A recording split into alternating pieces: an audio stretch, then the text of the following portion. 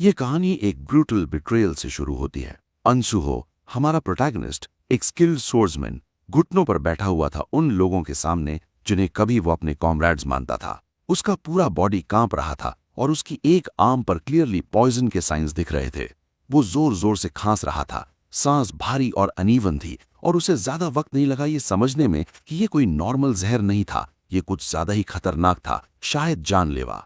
उसके सामने उसके दो टीममेट्स खड़े थे और मदद करने के बजाय वो हंस रहे थे, जोर जोर से हंस रहे थे। उन्हें उसे तड़पता देखकर सच में मजा आ रहा था। उनमें से एक, जो वॉरियर था, टॉन्ट करते हुए बोला कि सुहो को उनके प्लान में शामिल हो जाना चाहिए था। लेकिन सुहो ने एक अलग रास्ता चुना था। वो पब्लिक सर्वेंट के तौर पर अपनी ड्यूटी के प्रति लॉयल रहा, करप्शन के आगे झुकने के बजाय अपने मॉरल्स को जिद से पकड़े रहा।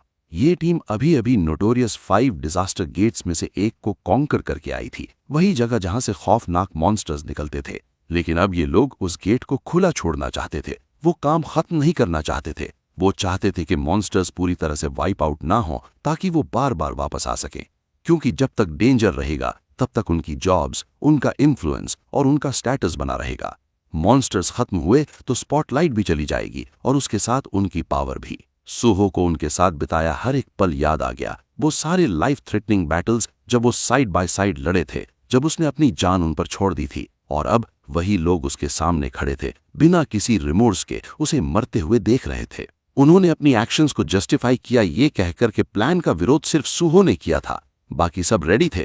फिर आर्चर आगे आया और कैजुअली अपना हाथ बढ़ाकर सुहो को एक सेकंड चांस ऑफर किया। उसने कहा अगर सुहो उनकी साइड ज्वाइन कर ले तो वो उसे जिंदा छोड़ देंगे। लेकिन सुहो कोई बेवकूफ नहीं था। वो उन लोगों पर कैसे भरोसा करता जिन्होंने उसे जहर दिया था और पीछे खड़े होकर उसका दर्द एंजॉय किया था। वैसे भी वो महसूस कर सकता था, उसका बॉडी अपनी लिमिट क्रॉस कर चुका था। जहर बहुत दूर तक फैल चुका था, इससे वापस आना पॉसिबल नहीं था, उसका बचना नामुमकिन था। लेकिन अगर वो जी नहीं सकता था तो एक काम तो कर ही सकता था, कम से कम इन गद्दारों में से एक को अपने साथ ले जा सकता था। ये सोचते ही सुहो ने अपनी बची कुची सारी एनर्जी इकट्ठी करनी शुरू कर दी। उसके अंदर से एक पावरफुल ऑरा फूट पड़ा, तीखा और ओवरवेलमिंग। ग्रुप के कुछ लोग तुरंत ही डर से जम गए, पीछे हटने लगे। लेकिन ग्रुप की एक औरत, जो बाकियों से भी ज्यादा डरी हुई थी, सबको शांत करने की कोशिश करने लगी। कहने लगी कि पैनिक नहीं करना चाहिए। आर्चर, जो क्लियरली अपना कंट्रोल खो रहा था, समझ गया कि सिचुएशन बहुत बुरी हो चुकी है। और तब सुहो मूव किया। एक ही स्विफ्ट मोशन में वो आगे झपटा। उसकी ब्लेड ने वॉरियर की आर्म काट दी और अगले ही सेकंड में उसने डार्क मेज वुमेन का सर डेडली प्रिसीजन के साथ अलग कर दिया। आर्चर मुश्किल से पीछे हट पाया, हीलर को घसीटे घसीटे ले जाते हुए। उनके चेहरों पर जो स्मग एरोगेंस थी वो पूरी तरह से गायब हो चुकी थी। उसकी जगह सिर्फ प्योर हॉरर था। हीलर ने जल्दी जल्दी घायल वॉरियर को बचाने की कोशिश की, डेस्परेट हीलिंग स्पेल्स कास्ट किए, लेकिन कुछ भी काम नहीं आया। शॉक में उसे एहसास हुआ कि वो उसे हील ही नहीं कर पा रही। उसकी नजर सुहो पर गई। उसने कुछ अजीब देखा, कुछ बहुत पावरफुल। सुहो अब सिर्फ एक मरता हुआ आदमी नहीं था, वो खुद विल पावर से भरा हुआ था। और सिर्फ वो ही नहीं, उसकी तलवार भी बदल चुकी थी। अब वो पूरी तरह से उसी अदम्य इच्छा से बनी हुई थी। उसे कहा जाता था इंटेंजिबल स्वॉर्ड, एक ऐसा वेपन जो सिर्फ डिटर्मिनेशन से जन्मा था। लेकिन इस पावर की एक कीमत थी। जो एनर्जी उसे खड़ा रखे हुए थी वो आखिरकार खत्म हो गई। सुहो की ताकत जवाब दे गई और उसका बॉडी ढह गया। वो लड़खड़ाया और पीछे की तरफ गिरता हुआ एक क्लिफ से नीचे चला गया। गहरी घाटियों में गिरता हुआ उनकी नजरों से गायब हो गया, अपने पीछे सिर्फ सन्नाटा छोड़कर। सुहो ने धीरे धीरे आंखें खोली और चारों तरफ के शोर शराबे की आवाज सुनी। लोग चिल्ला रहे थे, सायरन्स बज रही थी और दौड़ते हुए कदमों की आवाज आ रही थी। उसे एक फायर फाइटर उठाकर ले जा रहा था, लेकिन उसे समझ ही नहीं आ रहा था कि हो क्या रहा है। उसका सर घूम रहा था, दिमाग भरा हुआ और कंफ्यूज था। सब कुछ अनरियल लग रहा था, जैसे कोई सपना या नाइटमेयर। फायर फाइटर भीड़ भरी पैनिक में डूबी सड़कों से होते हुए उसे एक डेजिग्नेटेड सेफ जोन की तरफ ले जा रहा था। सुहो पहले कुछ भी समझ नहीं पाया। आखिरी चीज जो उसे याद थी वो उसकी मौत थी। उसे पता था वो मर चुका था, तो फिर वो यहाँ कैसे था, जिंदा, कंफ्यूज्ड और रेस्क्यू हो रहा था। फिर अचानक उसे समझ आया। उसने अपने आसपास का सीन नोटिस किया। एक गेट खुल चुका था, एक प्रॉमिसिंग गेट। उसके कारण डंजन आउटब्रेक हो चुका था। मॉन्स्टर्स एरिया में भर गए थे, खासकर गॉब्लिन्स। दर्जनों गॉब्लिन्स शहर में दौड़ रहे थे, जो दिखे उस पर अटैक कर रहे थे। सुहो ने जमीन पर एक फेमिलियर साइन देखा, सिंडोरिन स्टेशन। तब सब क्लियर हो गया। ये वही स्टेशन था जो पहले भी एक सडन गेट आउटब्रेक में कंटैमिनेट हो चुका था। ये सब वो पहले देख चुका था। तभी हवा को काटता हुआ एक एरो आया और उस फायर फाइटर को लग गया जो सूहो को ले जा रहा था। आदमी दर्द से चिल्लाया और गिर पड़ा और उसके साथ सूहो भी जमीन पर आ गिरा। गॉब्लिन्स करीब आ रहे थे। जख्मी होने के बावजूद फायर फाइटर ने सूहो को भागने को कहा, लेकिन सूहो हिला तक नहीं। भागने के बजाय उसकी नजर उस कुल्हाड़ी पर टिक गई जो फायर फाइटर के पास थी। बिना सोचे सूहो ने उसे उठाया, एम किया और पूरी ताकत से एक आते हुए गॉब्लिन पर फेंक दिया। वेपन हवा में घूमता हुआ गया और सीधा गॉब्लिन को लगा। एक ही हिट में वो गिर चुका था और उसी इंटेंस मोमेंट में सूहो के सामने कुछ अजीब सा दिखाई दिया। फ्लोटिंग टेक्स्ट, बिल्कुल डिजिटल डिस्प्ले जैसा। ये एक सिस्टम विंडो थी। उसने उसे उसके अवेकनिंग पर कॉन्ग्रेचुलेट किया। कुछ सेकंड्स तक वो बस उसे देखता रहा, स्टन्ड। ये बिल्कुल पहले जैसा था, बिल्कुल वैसे ही जैसे उसे याद था। सिस्टम ने उससे पूछा कि वो कौन सी क्लास चूज करना चाहता है। रिफ्लेक्स में उसकी उंगली ऑलमोस्ट वॉरियर सिलेक्ट करने वाली थी। ये इंस्टिंक्ट था, लेकिन फिर वो रुक गया। नहीं, इस बार वो अपनी चॉइस डिले करेगा। सूहो ने अपना फोकस उन गॉब्लिन्स की तरफ घुमाया जो अब पागलों की तरह हंस रहे थे। उनकी चीखें पूरे बैटलफील्ड में गूंज रही थी। वो बिल्कुल भी परेशान नहीं लग रहे थे, जैसे जीत पहले से ही उनकी हो। लेकिन सूहो को कोई हंसी नहीं आ रही थी। एक सेकंड भी वेस्ट नहीं किए वो सीधा होर्ड के अंदर कूद पड़ा। उसके मूवमेंट्स तीखे और एफर्टलेस थे। आते हुए अटैक्स के बीच में से ऐसे निकल रहा था जैसे वो सिर्फ हवा हो। एक गॉब्लिन जो साइड से स्नीक अटैक करना चाहता था, जैसे ही सूहो की आंखों से उसकी नजर मिली वहीं जम गया, हॉरर से, क्योंकि उसके सामने सूहो ने वही कुल्हाड़ी वापस पकड़ ली थी जो उसने पहले फेंकी थी। गॉब्लिन ने उसे तुरंत पहचान लिया। उसका चेहरा पूरे पैनिक में टेढ़ा हो गया। सच कहूं तो अगर गॉब्लिन्स पैंट पहनते तो वो वहीं मूत देता, लेकिन सूहो को कोई फर्क नहीं पड़ता। वो यहाँ ड्रामा के लिए नहीं था। क्रीचर चीखने से पहले ही सूहो ने एक क्लीन स्लैश में उसे काट दिया। वो यही नहीं रुका, जमीन से गॉब्लिन की स्वॉर्ड उठाई और आगे बढ़ता गया। उसे बिल्कुल पता था वो किस चीज का सामना कर रहा है। गॉब्लिन्स डरावने होते हैं, हाँ, लेकिन सिर्फ बिगिनर्स के लिए। उस जैसे वेटरन के लिए जिसने इससे कहीं ज्यादा भयानक चीजें देखी थी, ये कोई चैलेंज नहीं था। सूहो गॉब्लिन्स को एक के बाद एक काट रहा था। उसकी स्पीड और प्रिसीजन पहले से भी ज्यादा शार्प थी। कुछ ही मिनटों में गॉब्लिन्स की पूरी वेव कंप्लीटली वाइप आउट हो चुकी थी।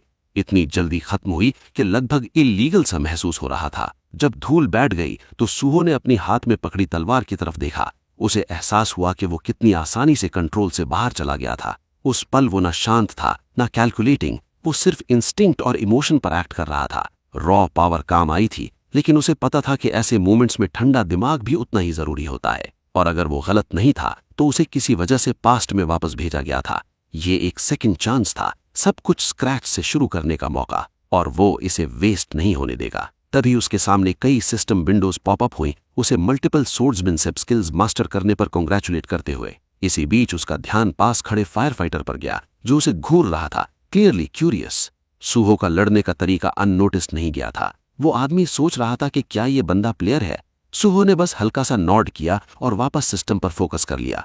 उसने अपनी क्लास सिलेक्शन का फैसला कर लिया था, वो हीलर बनेगा। डिसीजन लेते ही सूहो फायर फाइटर के पास गया और पोलाइटली पूछा कि क्या वो उसकी इंजरी देख सकता है। आदमी थोड़ा कंफ्यूज था। अभी कुछ पल पहले उसने सूहो को बचाया था और अब सूहो उसे हील करने की बात कर रहा था। लेकिन सूहो ने एक सेकंड भी हेजिटेट नहीं किया। उसने अपनी मैजिक हीलिंग लाइट एक्टिवेट की। स्पेल की गर्म रोशनी का असर तुरंत दिखने लगा। बहुत ही कम टाइम में जख्म पूरी तरह से भर गया। फायर फाइटर को अपनी आंखों पर भरोसा नहीं हो रहा था। सूहो हीलर कैसे हो सकता है, जबकि उसने अभी सूहो को पूरी गॉब्लिन वेव को ट्रेन की तरह काटते हुए देखा था। वो कुछ पूछ पाता उससे पहले ही एक और सिस्टम विंडो अपीयर हुई। अब वेपन सिलेक्ट करने का टाइम था। सूहो ने एक पल भी वेस्ट नहीं किया। उसे बिल्कुल पता था वो क्या चाहता है। उसने एक बिगिनर स्वॉर्ड चूज की, बिल्कुल वही जो उसने पहले यूज की थी, और आगे के गेट को चैलेंज करने की तैयारी शुरू कर दी। उसकी ये सडन डिटर्मिनेशन देखकर फायर फाइटर थोड़ा नर्वस बल्कि पैनिक हो गया। आगे का गेट कोई मजाक नहीं था, लेकिन सूहो के पास एक चीज थी जिस पर वो भरोसा कर सकता था। क्लास सिलेक्ट करने से पहले ही उसने स्वॉर्ड्समैनशिप टैलेंट एक्वायर कर लिया था। ये की डिटेल थी। इनेट टैलेंट पर बेस्ड स्किल्स प्लेयर चाहे कोई भी क्लास चूज करे यूज की जा सकती थी, और जैसे जैसे प्लेयर लेवल अप करता वैसे वैसे ये स्किल्स और क्लास स्किल्स दोनों इवॉल्व होती जाती और ज्यादा स्ट्रॉन्ग बनती जाती। सूहो को कुछ याद आया। इजाबेला का होली स्पिरिट हीलिंग लाइट का टॉप टियर अपग्रेड हुआ करता था। अगर उस वक्त उसके पास ऐसी पावर होती तो शायद सब कुछ अलग हो सकता था, लेकिन इस बार वो चीजें सही तरीके से करने वाला था। उसके पास एक क्लियर प्लान था। वो स्वॉर्ड्समैन और हीलर दोनों का रास्ता एक साथ चलेगा। और जैसे ही उसके दिमाग में अपने पुराने टीममेट्स के चेहरे आए, वो सब कमीने जिन्होंने उसे बिट्रे करके छोड़ दिया था, उसका रिजॉल्व और स्ट्रांग होता चला गया। वो गेट के और पास आया, वही गेट जो उसकी पिछली जिंदगी में उसे लगभग मार चुका था। तब वो वीक था, बिल्कुल प्रिपेयर्ड नहीं। पर अब जब स्वॉर्ड्समैनशिप के फंडामेंटल्स उसके पूरे वजूद में इंग्रेव हो चुके थे, उसे पता था कि वो इसे हैंडल कर सकता है। बिना किसी हेजिटेशन के सू वो आगे बढ़ा और सीधा गेट के अंदर स्टेप रख दिया। गेट के अंदर जाते ही सूहो खुद को एक डेंस शैडोई फॉरेस्ट के बीच खड़ा पाता है। ऑलमोस्ट तुरंत ही उसके सामने सिस्टम विंडो अपीयर होती है और एरिया का नाम डिस्प्ले होता है, ग्रीन रेड। नाम अजीब था, पर सोचने का टाइम नहीं था। थोड़ी देर चलने के बाद सूहो की नजर फॉरेस्ट फ्लोर पर बिखरी हुई गॉब्लिन की लाशों पर पड़ती है। उनकी पोजीशन और एक्सप्रेशंस देखकर लगता था जैसे वो किसी ऐसी चीज से भाग रहे थे जो उनसे काफी ज्यादा टेरिफाइंग थी। उनके ट्विस्टेड बॉडीज सिर्फ डिफीट नहीं बल्कि प्योर फियर को शो कर रहे थे। तभी सूहो के कान में पास से एक लो गटरल साउंड पड़ता है। वो सोर्स की तरफ देखता है और तुरंत समझ जाता है कि पीछे क्या है। दो बड़े हॉबगॉब्लिन्स अपने शिकार की लाश को घसीटते हुए आ रहे थे। ये वो वीक इरिटेटिंग गॉब्लिन्स नहीं थे जो उसने पहले देखे थे। हॉबगॉब्लिन्स बिल्कुल डिफरेंट लेवल के होते हैं, बिगर, मीनर और ज्यादा डेंजरस। जैसे ही उनकी नजर सूहो पर पड़ती है, उनकी आंखों में एक्साइटमेंट चमक उठी। उनके लिए ह्यूमन मीट एक रेयर ट्रीट था। बिना रुके वो अपना पुराना शिकार साइड में फेंक देते हैं और अपने जैक्ड वेपन्स सूहो की तरफ पॉइंट कर देते हैं। लेकिन उन्हें क्या पता था, या वो गैस भी नहीं कर सकते थे कि जिसे वो प्रे समझ रहे हैं वो खुद एक प्रेडिटर है। पहला हॉबगॉब्लिन चार्ज करता है। ब्लेड तेजी से घूमता हुआ आता है, पर वो सिर्फ हवा को काट पाता है। सूहो क्लीनली डॉज कर लेता है। उसे पता था कि वो इन एनिमीज के लिए अंडर लेवल्ड है। उसका वेपन उनकी थिक स्किन को इजीली कट नहीं कर सकता था, पर उसे ब्रूट स्ट्रेंथ पर रिलाई करने की जरूरत भी नहीं थी। उसे एग्जैक्टली पता था कहां स्ट्राइक करना है। एक ही स्विफ्ट मोशन में वो सीधा पहले हॉबगॉब्लिन की आंख पर लंच करता है। अटैक परफेक्टली लैंड करता है। क्रीचर एक पियर्सिंग स्क्रीच निकालता है, इतनी लाउड कि जंगल के ट्रीज तक हिल जाते हैं। सॉफ्ट हार्टेड होने की वजह से सूहो उस मॉन्स्टर को मारकर उसकी पेन एंड कर देता है, पर असल में वो उसे इतनी जल्दी मारना नहीं चाहता था। उसका अटैक इतना इफेक्टिव हो गया कि वो एक हैबिचुअल मिस्टेक बन गई। वो फाइट से स्किल्स और एक्सपीरियंस लेना चाहता था, पर गलती से मॉन्स्टर को टू सून किल कर दिया। अब वो बचे हुए हॉबगॉब्लिन की तरफ घूमता है और डिसाइड करता है कि इस वाले का प्रॉपर यूज करेगा। दूसरा हॉबगॉब्लिन अपने फॉरेन कॉमरेड में गुस्से में रोर करता है और वाइल्ड स्विंग्स के साथ चार्ज करता है, पर सूहो बिल्कुल काम रहता है। वो फोकस करता है और हर अटैक को केयरफुल फुटवर्क के साथ डॉज करता रहता है। हॉबगॉब्लिन लेफ्ट फिर राइट स्लैश करता है, बिल्कुल बेकार घुमाता हुआ, पर एक भी हिट लैंड नहीं होता। इस दुनिया में सेम एक्शन को बार बार रिपीट करने से उससे रिलेटेड स्किल मिल सकती थी। सूहो ये बात जानता था। कुछ और अटैक से वेट करने के बाद उसके चेहरे पर एक छोटी सी ग्रिन आ जाती है। उसने डॉज स्किल ऑब्टेन कर ली थी, पर वो अभी डन नहीं था। अब उसका टारगेट था सेकंड स्किल। सूहो इनकमिंग स्ट्राइक्स को पैरी करना स्टार्ट करता है, बिल्कुल प्रिसाइज टाइमिंग के साथ। पैरिंग सिर्फ एक बेसिक मूव नहीं होता, इसकी रूट्स वेपन बेस्ड कॉम्बैट में डीप होती हैं और ये कई एडवांस स्किल्स का फाउंडेशन होता है। ये एसेंशियल था और सूहो इसे चाहता था। कुछ और सक्सेसफुल पैरीज के बाद सिस्टम फाइनली नोटिफाई करता है कि उसने पैरी स्किल गेन कर ली है। अनफॉर्चुनेटली तब तक हॉबगॉब्लिन थक चुका होता है। वो लड़खड़ाता है, हैवी ब्रीदिंग के साथ अपनी लिमिट पर पहुंच चुका होता है, और फिर पहले की तरह सूहो ने उसे भी पीस देता है, इस बार एक क्लीन बेहेडिंग के साथ। ये क्रुएल्टी नहीं थी, सिर्फ नेसेसिटी थी। अब दो फ्रेश स्किल्स के साथ वो और फाइट करने के लिए तैयार था। वो और मॉन्स्टर्स फेस करना चाहता था, बैटल के थ्रिल के लिए नहीं, बल्कि स्किल्स अर्न करने, एक्सपीरियंस गैदर करने और स्ट्रॉन्गर होने के लिए। गेट के बाहर वेटिंग हंटर्स के बीच एटमॉस्फियर टेंस और फ्रस्ट्रेटेड था। उन्हें पता चल चुका था कि किसी ने बिना परमिशन के उनके असाइंड गेट में एंट्री ले ली है। जैसे ही ये न्यूज स्प्रेड होती है, गालियां इधर उधर उड़ने लगती हैं। ज्यादा लोग गुस्से में थे और इसे डिसरिस्पेक्ट समझ रहे थे। कुछ लोग तो ऑलरेडी प्लान बना रहे थे कि जैसे ही वो मिस्ट्री इंट्रूडर बाहर निकले, उसे लेसन सिखाया जाए। इसी बीच गेट से थोड़ी दूर पर एक फायर फाइटर कुछ सूट पहने लोगों के साथ सीरियस कॉन्वर्सेशन में था। ये लोग हंटर एसोसिएशन से थे और स्पेसिफिकली सूवो नाम के हंटर के बारे में पूछ रहे थे। फायर फाइटर ने कुछ भी छुपाया नहीं और जो भी उसने देखा था सब बता दिया। उसके हिसाब से सूहो कोई ऑर्डिनरी हंटर नहीं था। उसने अकेले ही ज़ॉम्बीज के पूरे होड़ को वाइप आउट कर दिया था और केओस के बीच अपने वूंड्स को हील भी किया था। रिपोर्ट सुनते ही एक ऑफिसर विजिबली सरप्राइज हो जाता है। वो लेट नहीं आया था, फिर भी जब तक वो पहुंचा, goblins already completely wiped out थे और ऊपर से जो रिस्पॉन्सिबल था वो सपोजिटली एक हीलर था। पहले तो उसने इसे ब्रश ऑफ कर दिया, बोलते हुए कि ऐसा पॉसिबल नहीं है। उनके एक्सपीरियंस में हीलर्स के पास इतनी कॉम्बैट पावर नहीं होती। लेकिन अगर ये बंदा सच में गॉब्लिन गेट सोलो क्लियर कर गया था तो उसे इग्नोर नहीं किया जा सकता। अगर उसने ये कर दिखाया है तो उन्हें इसे रिक्रूट करना ही होगा। उधर सूहो फील्ड में बिजी था, लगातार हॉबगॉब्लिन्स हंट करता हुआ और एक के बाद एक एक्सपीरियंस पॉइंट्स कलेक्ट करता हुआ। वो फास्ट और एफिशिएंट मूव कर रहा था। वो आसानी से मल्टीपल हॉबगॉब्लिन्स के सिर एक साथ काट देता है। उसके अटैक्स क्लीन और कंट्रोल्ड थे। उसने जानबूझकर एक हॉबगॉब्लिन को जिंदा छोड़ दिया। सूहो की सिर्फ एक ग्लेयर ही काफी थी और वो मॉन्स्टर उसेन बोल्ट से भी तेज भाग पड़ा। ये बिल्कुल वही था जो सूहो शुरू से चाहता था। वो चाहता था कि वो भागे और अपनी काइंड को वापस लेकर आए। थोड़ी देर के ब्रेक के बाद सूहो अपना स्टेटस चेक करता है। जो हॉबगॉब्लिन्स उसने अभी हराए थे उनकी वजह से उसके स्टैट्स और स्किल्स काफी इंप्रूव हो चुके थे। आसपास पड़ी गॉब्लिन की लाशों को देखकर उसके दिमाग में एक और थॉट आता है। उन बॉडीज में अभी भी कुछ यूजफुल था, मैजिक स्टोन्स। ये डी ग्रेड मैजिक स्टोन्स थे, ज्यादा रेयर नहीं, पर एक स्टोन लगभग 50,000 का बिक सकता था। ये काफी बड़ी वजह थी। नॉर्मल कंडीशंस में वो इस काम में टाइम वेस्ट नहीं करता, पर इस वक्त उसकी फाइनेंशियल सिचुएशन हंटर से ज्यादा बेगर जैसी थी, इसीलिए वो इन स्टोन्स को वेस्ट नहीं करने वाला था। वो एक एक करके फॉलन मॉन्स्टर्स से स्टोन्स निकालता है और सबको केयरफुली अपनी इन्वेंट्री में स्टोर कर लेता है। लूट कलेक्ट करने के बाद उसे जेन्युइनली सैटिस्फैक्शन फील होती है, पर जैसे ही वो थोड़ा रिलैक्स करने वाला होता है वो काम टूट जाता है। अचानक से प्योर किलिंग इंटेंट की एक वेव उस पर दीवार की तरह आकर लगती है। जैसे ही वो सामने देखता है लगभग 30 हॉबगॉब्लिन्स उसकी तरफ अप्रोच कर रहे होते हैं। उनके आगे वही मॉन्स्टर होता है जिसे उसने पहले छोड़ दिया था। अब कंफर्मेशन मिलते ही पूरा ग्रुप एक साथ सूहो पर चार्ज कर देता है, लेकिन सूहो पैनिक नहीं करता। उल्टा वो एक निंजा की तरह हवा में लीप करता है, ट्रेन्ड असैसिन की स्पीड और प्रिसिशन के साथ। कुछ ही मोमेंट्स में कई हॉबगॉब्लिन्स ऑलरेडी गिर चुके होते हैं। उनके हेड जमीन पर रोल कर रहे होते हैं। उसके मूवमेंट्स शार्प और एफर्टलेस थे, जैसे मक्खन काट रहा हो। तभी सिस्टम उसे नोटिफाई करता है कि वो लेवल अप हो गया है। नए स्टैट पॉइंट्स उसके प्रोफाइल में ऐड होते हैं जो उसे पहले से भी ज्यादा स्ट्रांग बना देते हैं। अब पावर अप मिल चुकी बिला और काफी एक्सपीरियंस भी गेन हो चुका था, इसलिए सूहो डिसाइड करता है कि अब चीजों को और ड्रैग करने का कोई मतलब नहीं, ये खत्म करने का टाइम आ गया था। वो सीधा एनिमीज के मॉब में घुस जाता है, हर डायरेक्शन में स्लैशेस करता हुआ पूरे होर्ड को रूथलेस एफिशिएंसी के साथ क्लियर कर देता है।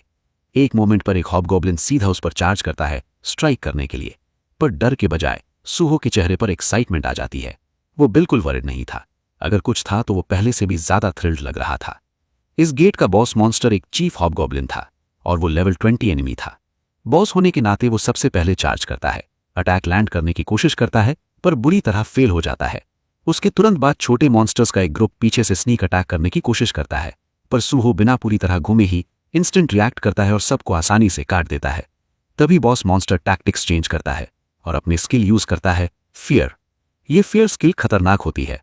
ये टारगेट को पैरालाइज कर देती है और इसे पूरे टेरर की स्टेट में ढकेल देती है। स्किल लेवल जितना हाई, इफेक्ट उतना स्ट्रांग। और क्योंकि ये बॉस मॉन्स्टर था, इसीलिए लो लेवल गेट के अंदर भी इतनी powerful mental type skill possible थी। असली प्रॉब्लम ये थी कि सूहो के पास कोई ऐसा गियर या स्किल नहीं था जो उसके माइंड को प्रोटेक्ट कर सके या मेंटल अटैक्स रेजिस्ट कर सके। इस वक्त उसके पास डायरेक्टली काउंटर करने का कोई तरीका नहीं था। बॉस ने इसे फाइट फिनिश करने का चांस समझा और विक्ट्री क्लेम करने के लिए चार्ज कर दिया। लेकिन बॉस को यह नहीं पता था कि सूहो कोई रुकी नहीं है। वो एक वेटरन हंटर है जो इससे भी काफी वर्स सिचुएशंस देख चुका है। बिना किसी हेजिटेशन के सूहो अपनी ब्लेड को लेफ्ट हैंड से और टाइट पकड़ता है और जानबूझकर खुद को कट कर लेता है। तेज दर्द उसे फियर इंड्यूस्ड पैरालिसिस से बाहर खींच लेता है। जैसे ही उसका दिमाग क्लियर होता है वो बॉस की इनकमिंग स्ट्राइक को पैरी कर देता है। फिर बॉस पर तुरंत फोकस करने के बजाय सूहो एक क्विक डिसीजन लेता है। वो पहले छोटे मॉन्स्टर्स की तरफ ध्यान देता है। कुछ ही सेकंड्स में वो पूरे बैटलफील्ड में मूव करता है और एक एक करके सबको काट देता है। सिर्फ कुछ ही पलों में वो गेट के अंदर के सारे हॉबगोब्लिन्स वाइप आउट कर देता है और पीछे सिर्फ बॉस को छोड़ देता है। बॉस से वापस भिड़ने से पहले वो अपने लेफ्ट आर्म की वूंड को हील करता है। अब डिस्ट्रैक्शंस खत्म हो चुकी थी और उसका बॉडी भी रेडी था। अब सिर्फ वो और बॉस बचे थे, 1-on-1, कोई इंटरप्शन नहीं। मॉन्स्टर के चेहरे से ही क्लियर था कि अब उसका कॉन्फिडेंस पहले जैसा नहीं रहा। दोनों के बीच फाइट शुरू हो चुकी थी। ब्लो के बदले ब्लो चल रहे थे। सूहो पूरी जान लगा रहा था, डिटर्मिनेशन के साथ अपनी तलवार चला रहा था, लेकिन अपने कंपैरेटिवली लो लेवल की वजह से उसके अटैक्स मॉन्स्टर को कोई सीरियस डैमेज नहीं दे पा रहे थे। धीरे धीरे ये बात क्लियर हो गई कि सीधा सामने से लड़ना काम नहीं करेगा। ये समझते ही सूहो ने अपनी स्ट्रैटेजी बदली। अंधाधुंध अटैक करने के बजाय उसने सीधा मॉन्स्टर की थाई में तलवार घुसा दी, एक वीक स्पॉट को टारगेट करते हुए, ताकि उसकी मूवमेंट स्लो हो जाए। इसके रिस्पॉन्स में मॉन्स्टर ने फिर से अपनी फियर स्किल एक्टिवेट की, ये सोचकर कि सूहो को पैरालाइज करके अपर हैंड ले लेगा। लेकिन इस बार वो काम नहीं आई। जब कोई एक बार अपने डर को पार कर लेता है तो डर का असर टूट जाता है, और सूहो पहले ही इसे फेस करके जीत चुका था। अब जब वो फियर से अफेक्ट नहीं हो रहा था, सूहो ने सारे अटैक्स उसी एक जगह पर फोकस कर दिए। वो बार बार इंजर्ड थाई पर स्लैश करता रहा, उस वीकनेस को रिलेंटलेसली एक्सप्लॉइट करता हुआ। कुछ और प्रिसाइज और पावरफुल हिट्स के बाद बॉस मॉन्स्टर आखिरकार जमीन पर गिर पड़ा, मुश्किल से जिंदा, क्लियरली मौत के किनारे। लेकिन सूहो अभी खत्म नहीं हुआ था।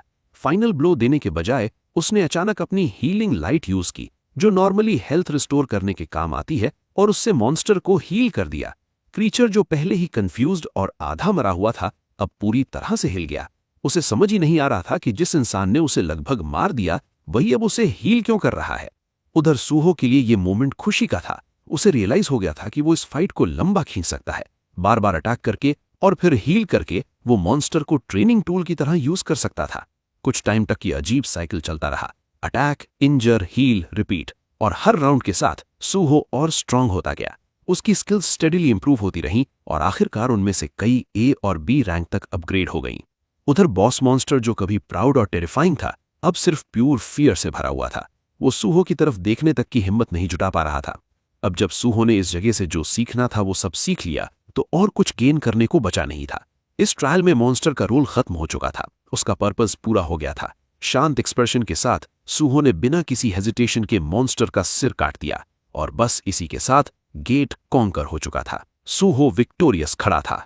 उसे गेट का MVP डिक्लेयर किया गया और बाकी सबके ऊपर बोनस एक्सपीरियंस भी मिला।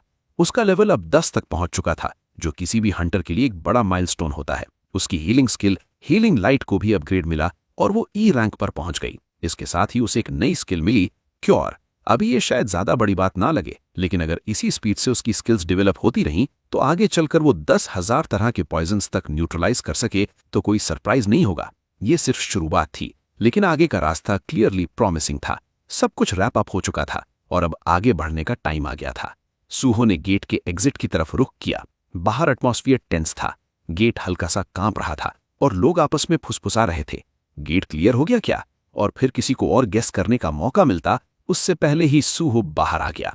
वो शांत और कॉन्फिडेंट चल रहा था, जैसे पीछे का कियोस उसके लिए कोई मायने ना रखता हो। उसके चेहरे पर ना थकान थी, न डिस्कम्फर्ट, सिर्फ काम कंपोजर।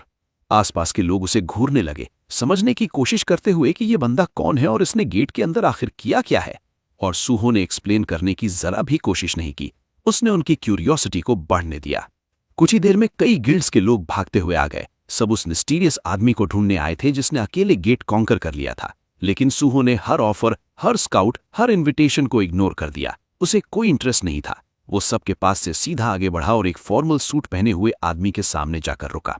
शांत और कॉन्फिडेंट टोन में सूहो ने उसे ग्रीट किया। यह आदमी कोई ऑर्डिनरी ऑफिशियल नहीं था। ये साउथ कोरियन हंटर एसोसिएशन का टीम लीडर था, योंग चरोलिन। और उसके चेहरे पर जो कंफ्यूजन था, उससे क्लियर था कि वो गेट कॉन्कर करने वाले इंसान से इस तरह मिलने की एक्सपेक्टेशन में बिल्कुल नहीं था।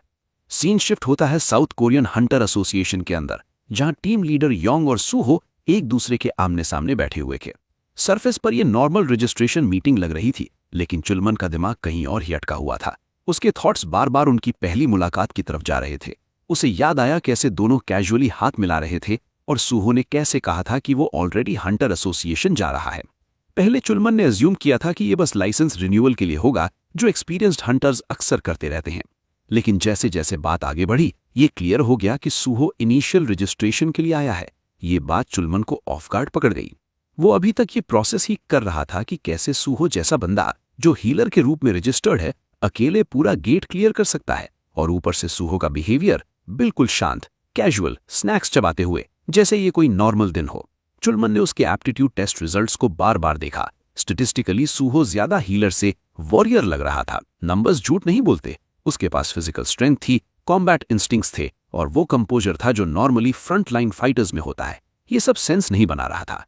जब चुलमन अपने ख्यालों में खोया हुआ था, तब सूहो ने पूछकर उसे वापस प्रेजेंट में खींच लिया कि क्या कोई प्रॉब्लम है।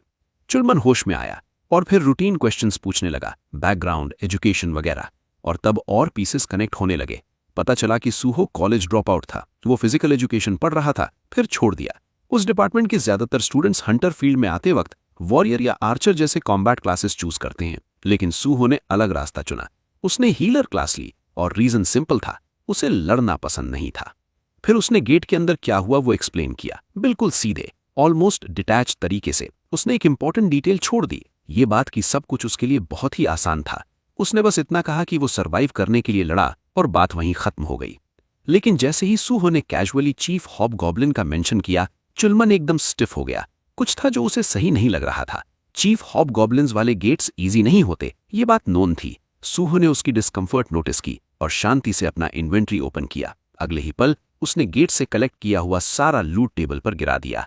हेवी थड के साथ आइटम्स गिरे और चुलमन पूरी तरह से शॉक हो गया। उसकी आंखें फैल गईं और एक पल के लिए वो ऑलमोस्ट पैनिक कर गया। ये वही मैजिक क्रिस्टल्स थे जो सूहो ने हॉबगॉब्लिन से निकाले थे। छोटे वाले नॉर्मल हॉबगॉब्लिन्स के थे और एक बड़ा ज्यादा रिफाइंड क्रिस्टल हॉबगॉब्लिन चीफ का था। क्योंकि सूहो को उनकी एग्जैक्ट वैल्यू का आइडिया नहीं था, उसने पोलाइटली टीम लीडर से पूछा कि क्या वो इन्हें प्रोसेस करवा सकते हैं।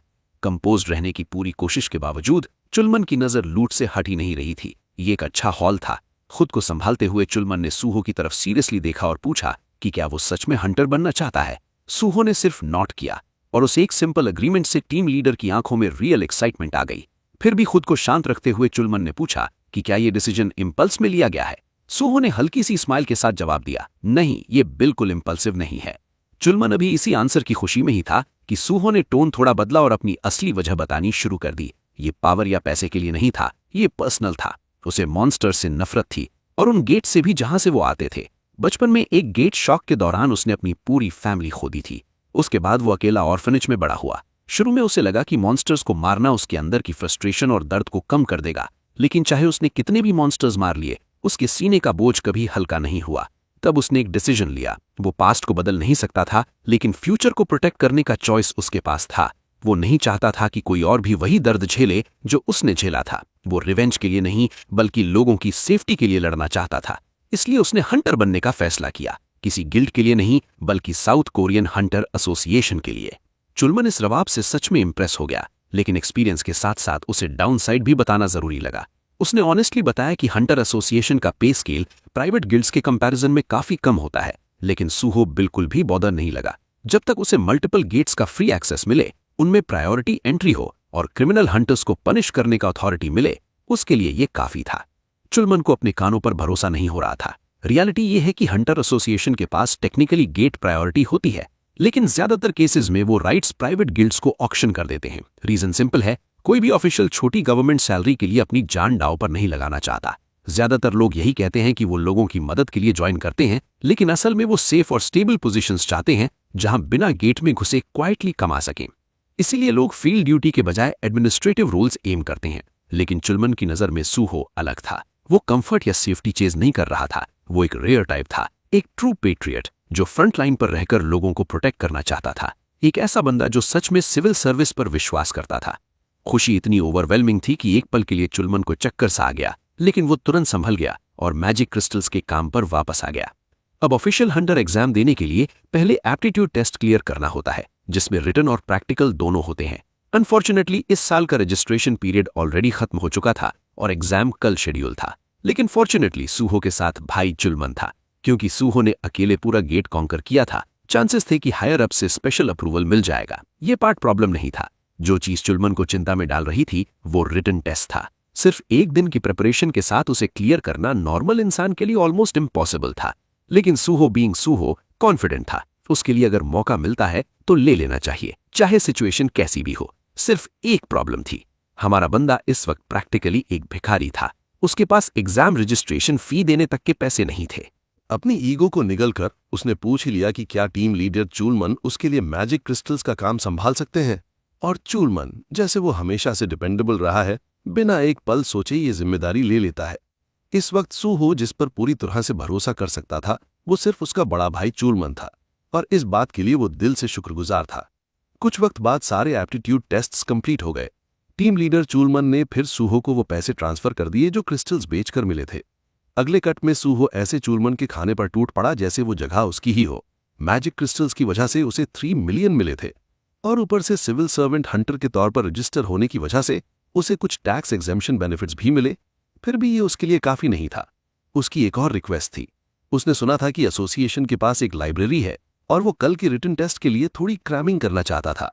उसने पोलाइटली पूछा कि क्या टीम लीडर उसे एक्सेस दे सकते हैं, और नेचुरली चूलमन ने मुस्कुराते हुए हाँ कह दी। उसने खुद सूहो को लाइब्रेरी तक का रास्ता दिखाया और कहा कि एंट्री के लिए एम्प्लॉय कार्ड की भी जरूरत नहीं पड़ेगी। अलग होते वक्त चूलमन ने उसे एग्जाम के लिए बेस्ट ऑफ लक विश किया। सूहो चुपचाप उसे जाते हुए देखता रहा, सोचते हुए कि उसका भाई अभी भी कितना काइंड और रिलायबल है। अंदर ही अंदर उसे पता था कि एक दिन चूलमन जरूर एसोसिएशन का प्रेसिडेंट बनेगा। चूलमन के जाने के बाद सूहो ने अपना ध्यान वापस लाइब्रेरी पर लगा दिया। उसका गोल बिल्कुल क्लियर था, अपनी पिछली जिंदगी से जुड़ी कोई चीज ढूंढना। उसे याद थे कुछ बड़े इवेंट्स जो पूरे रीजन्स को हिला देने वाले थे, लेकिन डिटेल्स हमेशा धुंधली सी रहती थी। इंसानी दिमाग लाइफ टाइम्स के बीच मेमोरीज संभाल कर रखने के लिए बना ही नहीं होता, और वो भी कोई एक्सेप्शन नहीं था। फिर भी कहीं ना कहीं इसी जगह पर एक की थी, नॉलेज का कोई टुकड़ा या कोई स्किल जो उसे बहुत चाहिए थी। थोड़ी और छानबीन के बाद सूहो को कुछ अजीब मिला। एक बहुत बड़ी एंशिएंट लुकिंग बुक, इतनी मोटी कि किसी शेल्फ में फिट ही नहीं हो रही थी। क्यूरियोसिटी में उसने उसे उठाया। जैसे ही उसने बुक खोली, सिस्टम ने एक अजीब सा मैसेज भेजा। ये बुक इस दुनिया की नहीं थी, और इसे यूज करने का एक स्पेशल तरीका भी था, सिर्फ पढ़ने से ज्यादा कुछ था। और सूहो समझ गया। बिना एक सेकंड सोचे उसने बुक को आरपीजी कैरेक्टर की तरह अपने सिर के ऊपर उठाया, एक हिडन क्वेस्ट ट्रिगर करते हुए। एक पल के लिए उसे लगा जैसे वो पूरा क्लाउन बन गया हो। कुछ भी नहीं हो रहा था। उसके हाथ थकने लगे, फ्रस्ट्रेशन तेज हो गई, क्योंकि उसे पूरा यकीन था कि यही इसे एक्टिवेट करने का तरीका है। फिर जब वो बुक को गाली देने ही वाला था, सिस्टम ने दोबारा बात की। बुक लाइब्रेरी ऑफ मेमोरीज उसकी कहानी में इंटरेस्ट ले रही थी, और तब मैजिक शुरू हुआ। बुक चमकने लगी, रियलिटी शिफ्ट हुई, और एक पल में सूहो उस डस्टी रूम में नहीं रहा। अब वो एक मैसिव अदर वर्ल्डली ट्री के सामने खड़ा था। उसकी जड़ें चमकती हुई पत्थर में धंसी हुई थीं, और शाखाएं एक ऐसे आसमान में फैली हुई थीं जो रियल ही नहीं लग रहा था। एक स्पाइरल स्टेयरकेस उसके इर्द गिर्द लिपटी हुई ऊपर अननोन की तरफ जा रही थी। यही थी लाइब्रेरी ऑफ मेमोरीज। यहां रिवील होता है कि लाइब्रेरी ऑफ मेमोरीज अपने यूजर को ये एबिलिटी देती है कि वो जो कुछ भी कभी देखा या सुना हो सब कुछ याद रख सके, चाहे वो दर्दनाक या ट्रोमैटिक ही क्यों ना हो। नॉर्मली इंसानी दिमाग भूलकर कोप करता है, लेकिन जैसे ही ये एबिलिटी मिल जाती है, यूजर फ्लॉलेस मेमोरी के बोझ के साथ जीता है। इस स्किल का ओरिजिनल ओनर हेक्सागन गिल्ड का मैनेजर था, जो पहले कोरियन हंटर एसोसिएशन का एम्प्लॉय रह चुका था। करियर चेंज के लिए लाइब्रेरी में पढ़ाई करते वक्त उसने गलती से ये एबिलिटी गेन कर ली, बस इसलिए क्योंकि पेट के बल लेटना अनकंफर्टेबल था, और उसने बुक को पिलो बना लिया था। सूहो सोचता है कि वो कितना लकी था जो उसे ऐसी स्किल मिल गई, और उसका शुक्रिया महसूस करता है कि उसने उसके बारे में बताया। वो फ्यूचर में उसे एक मील ट्रीट करने का प्लान भी बनाता है। फिर सिस्टम विंडो सूहो को प्रॉम्प्ट करती है कि वो अपनी कहानी लाइब्रेरी ऑफ मेमोरीज को डोनेट करे। वो सोचता है कि ये एबिलिटी असल में कितनी पावरफुल है।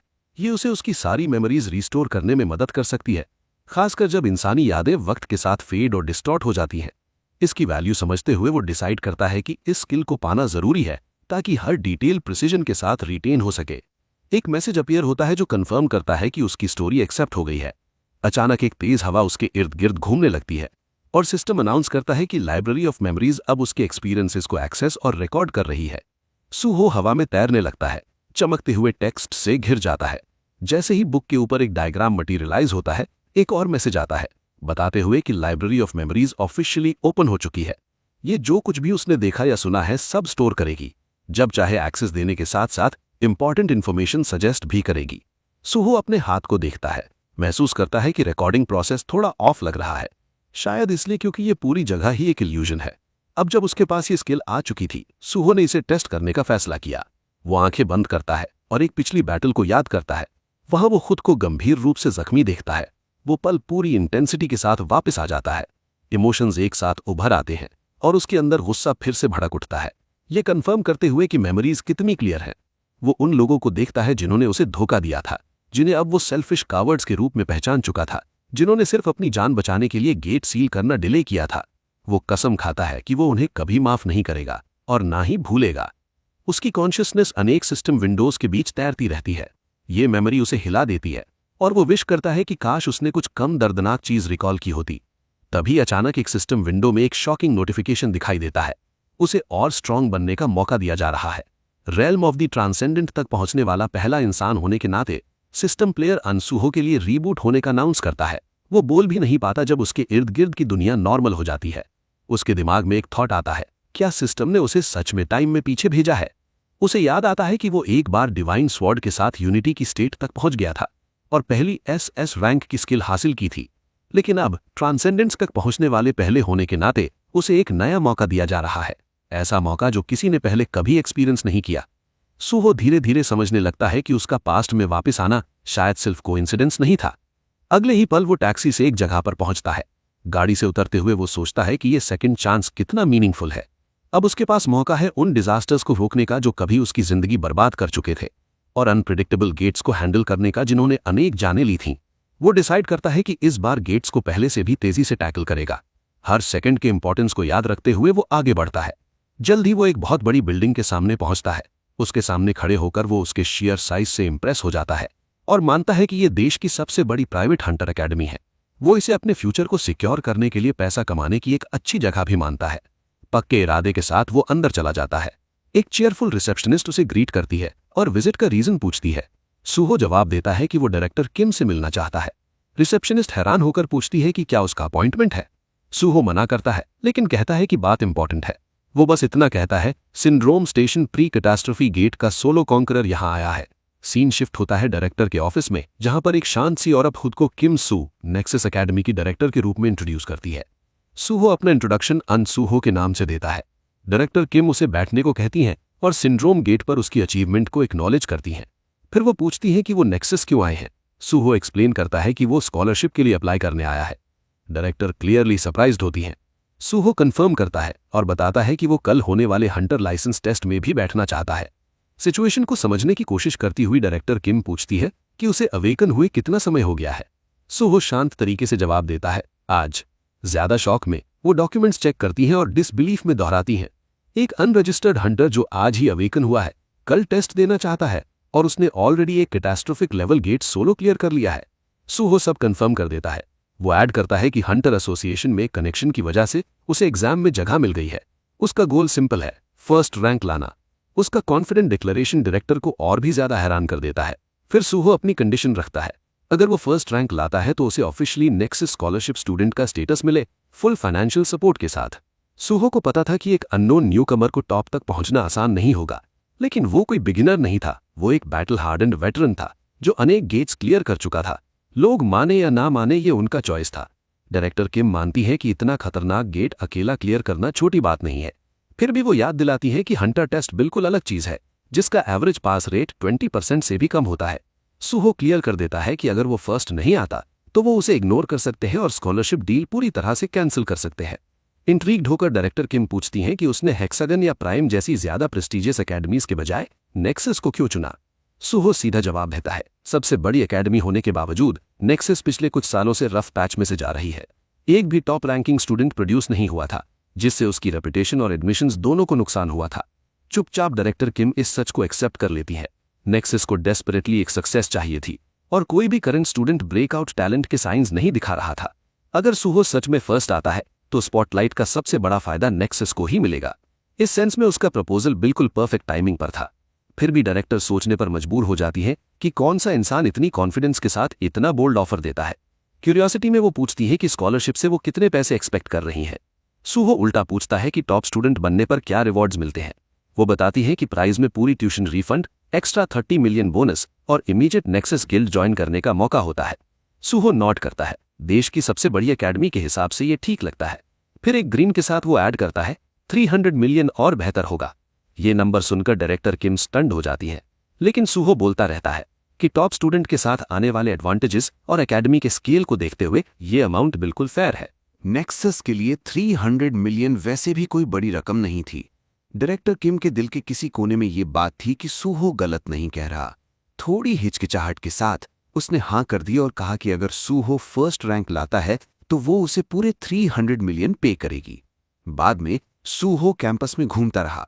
जितना ज्यादा वो एक्सप्लोर करता गया, उतना ही उसे रियलाइज होता गया कि ये जगह कितनी इनॉर्मस है, ऑलमोस्ट किसी अम्यूजमेंट पार्क से भी बड़ी।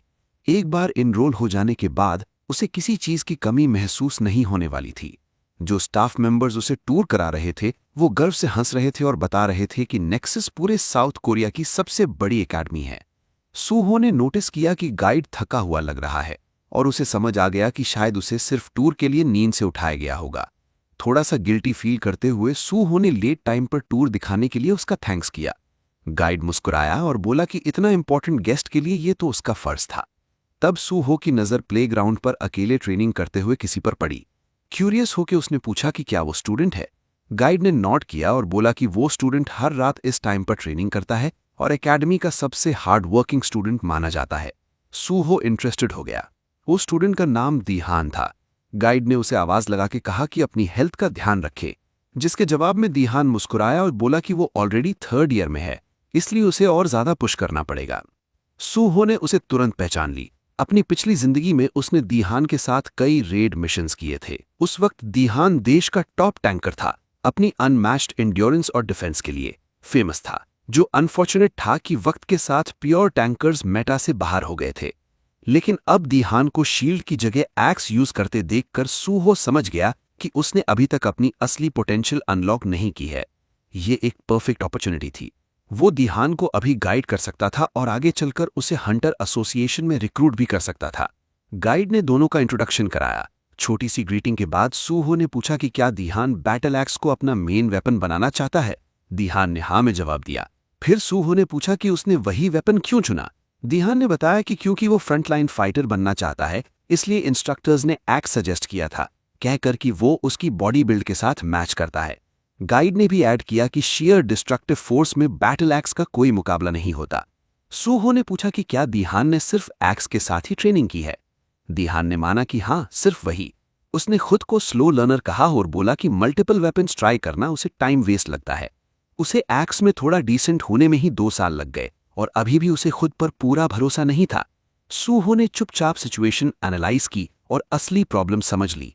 इशू एफर्ट का नहीं था, इशू ये था कि एक्स दीहान के लिए सूट ही नहीं करता था। ये डेडिकेशन का केस नहीं, बल्कि गलत डायरेक्शन का था।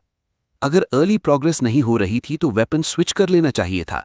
सूहो को यह जानकर हैरानी हुई कि देश की टॉप एकेडमी ने भी इतनी ऑब्वियस बैट मिस कर दी।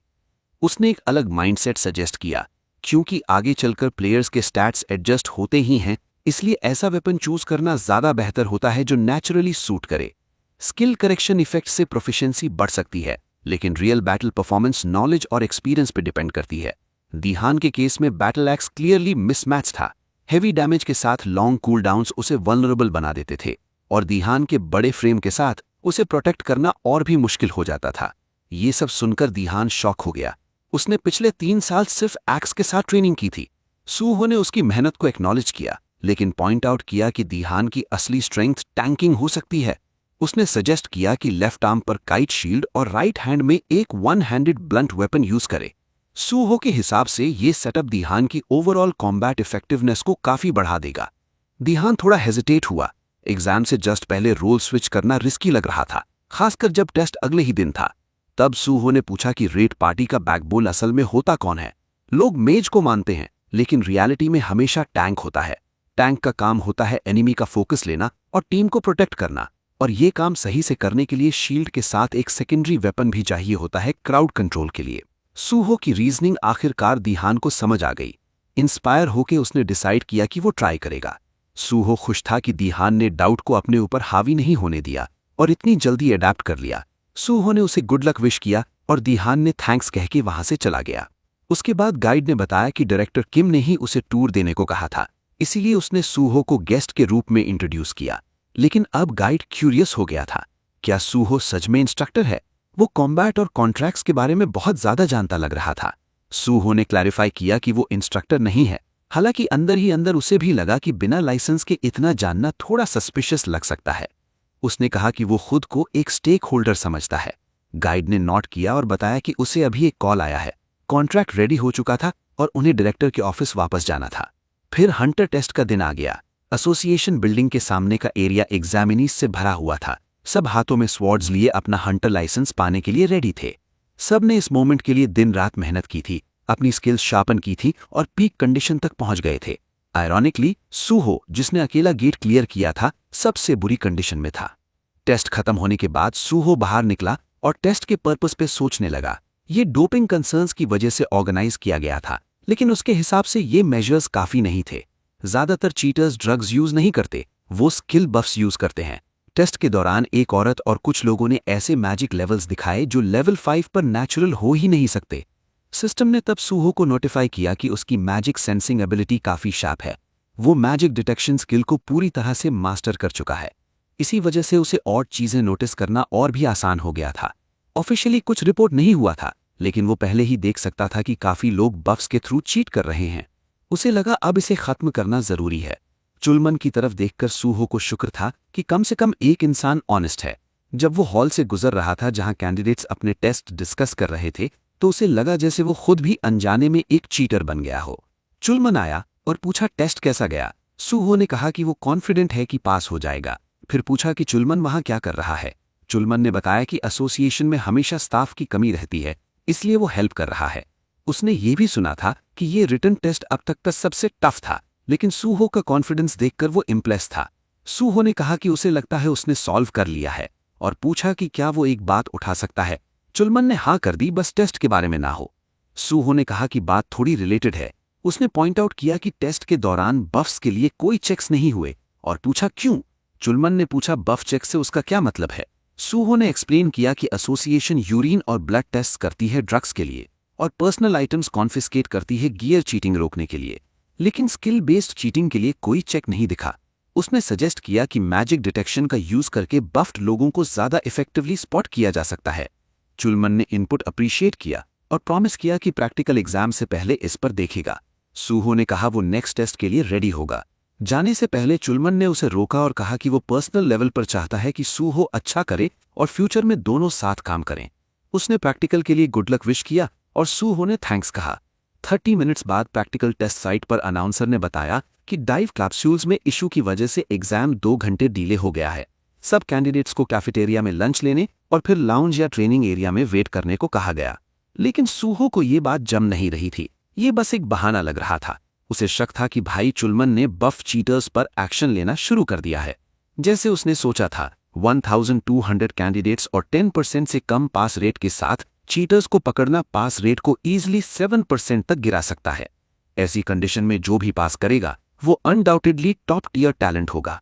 सूहो ने डिसाइड किया कि वो बाकी कैंडिडेट्स को ऑब्जर्व करेगा, देखने के लिए कौन वर्थ वॉचिंग है। तभी कुछ आवाजें उसका ध्यान खींच लेती हैं। एक आदमी दूसरे को मैच के लिए चैलेंज कर रहा था।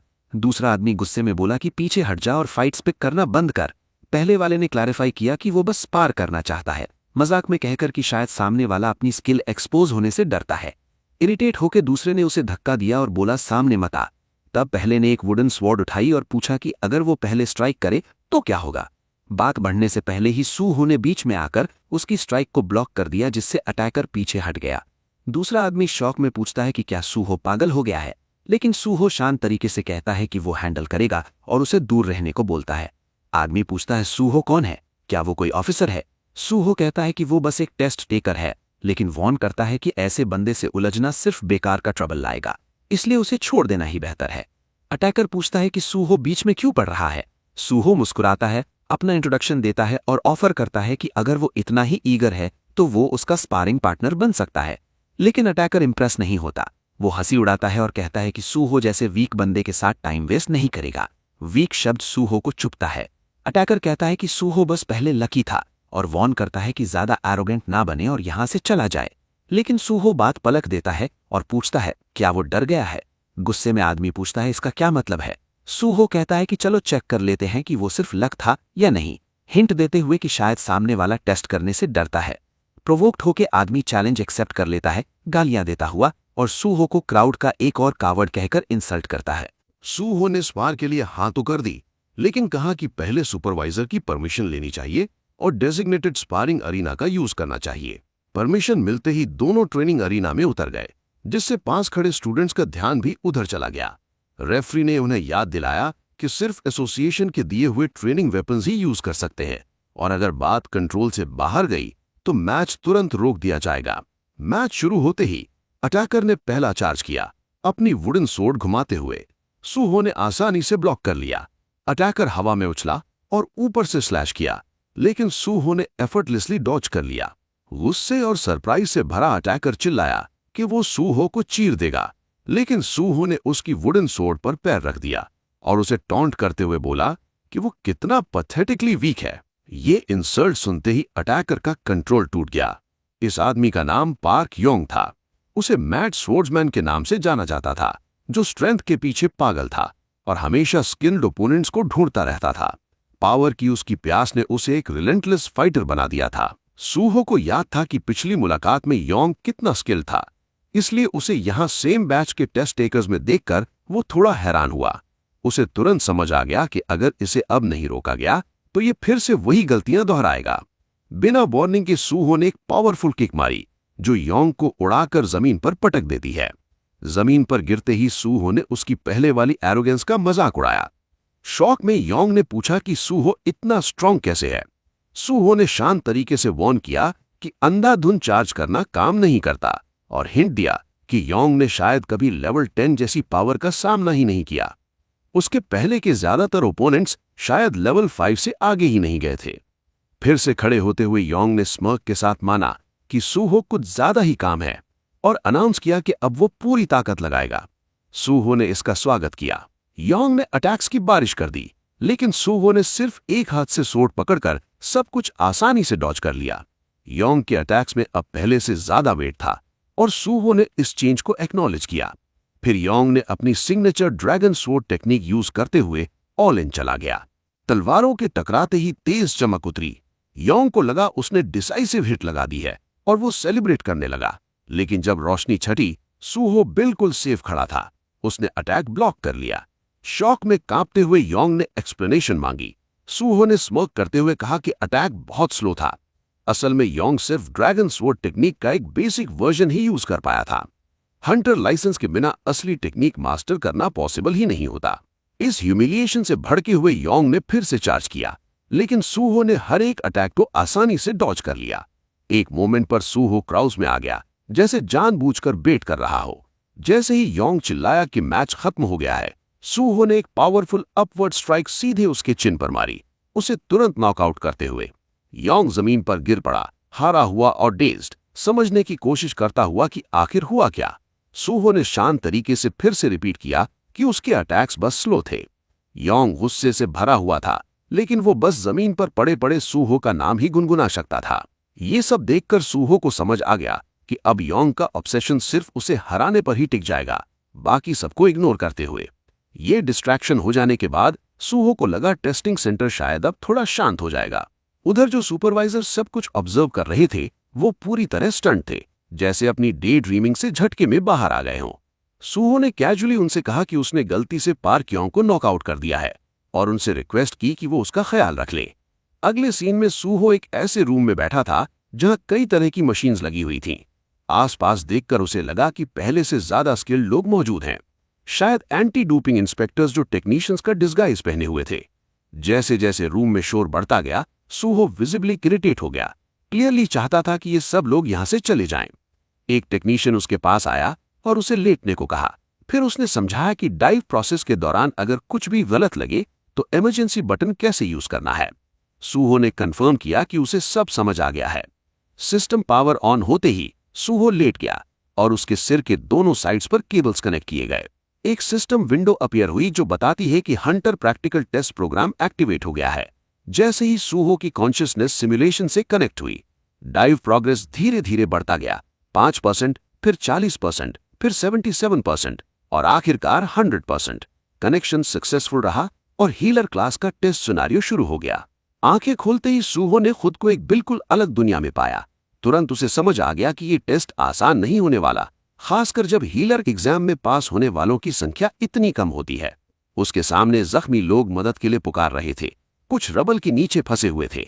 एक लड़की खासकर एक बड़े पत्थर को उठाने की डेस्परेट कोशिश कर रही थी। इस कियोटिक सीन को देखते हुए सूहो ने मन ही मन हंटर एसोसिएशन को काफी रूथलेस कहा। पूरा सीन पहले से ही ट्रोमैटिक लग रहा था। आगे बढ़ने से पहले प्रैक्टिकल टेस्ट का कॉन्टेक्स्ट समझना जरूरी है। ये हंटर एग्जाम का सेंटरपीस माना जाता है। इसका मेन गोल होता है कि कैंडिडेट अपनी चोजन क्लास के लिए कितना फिट है।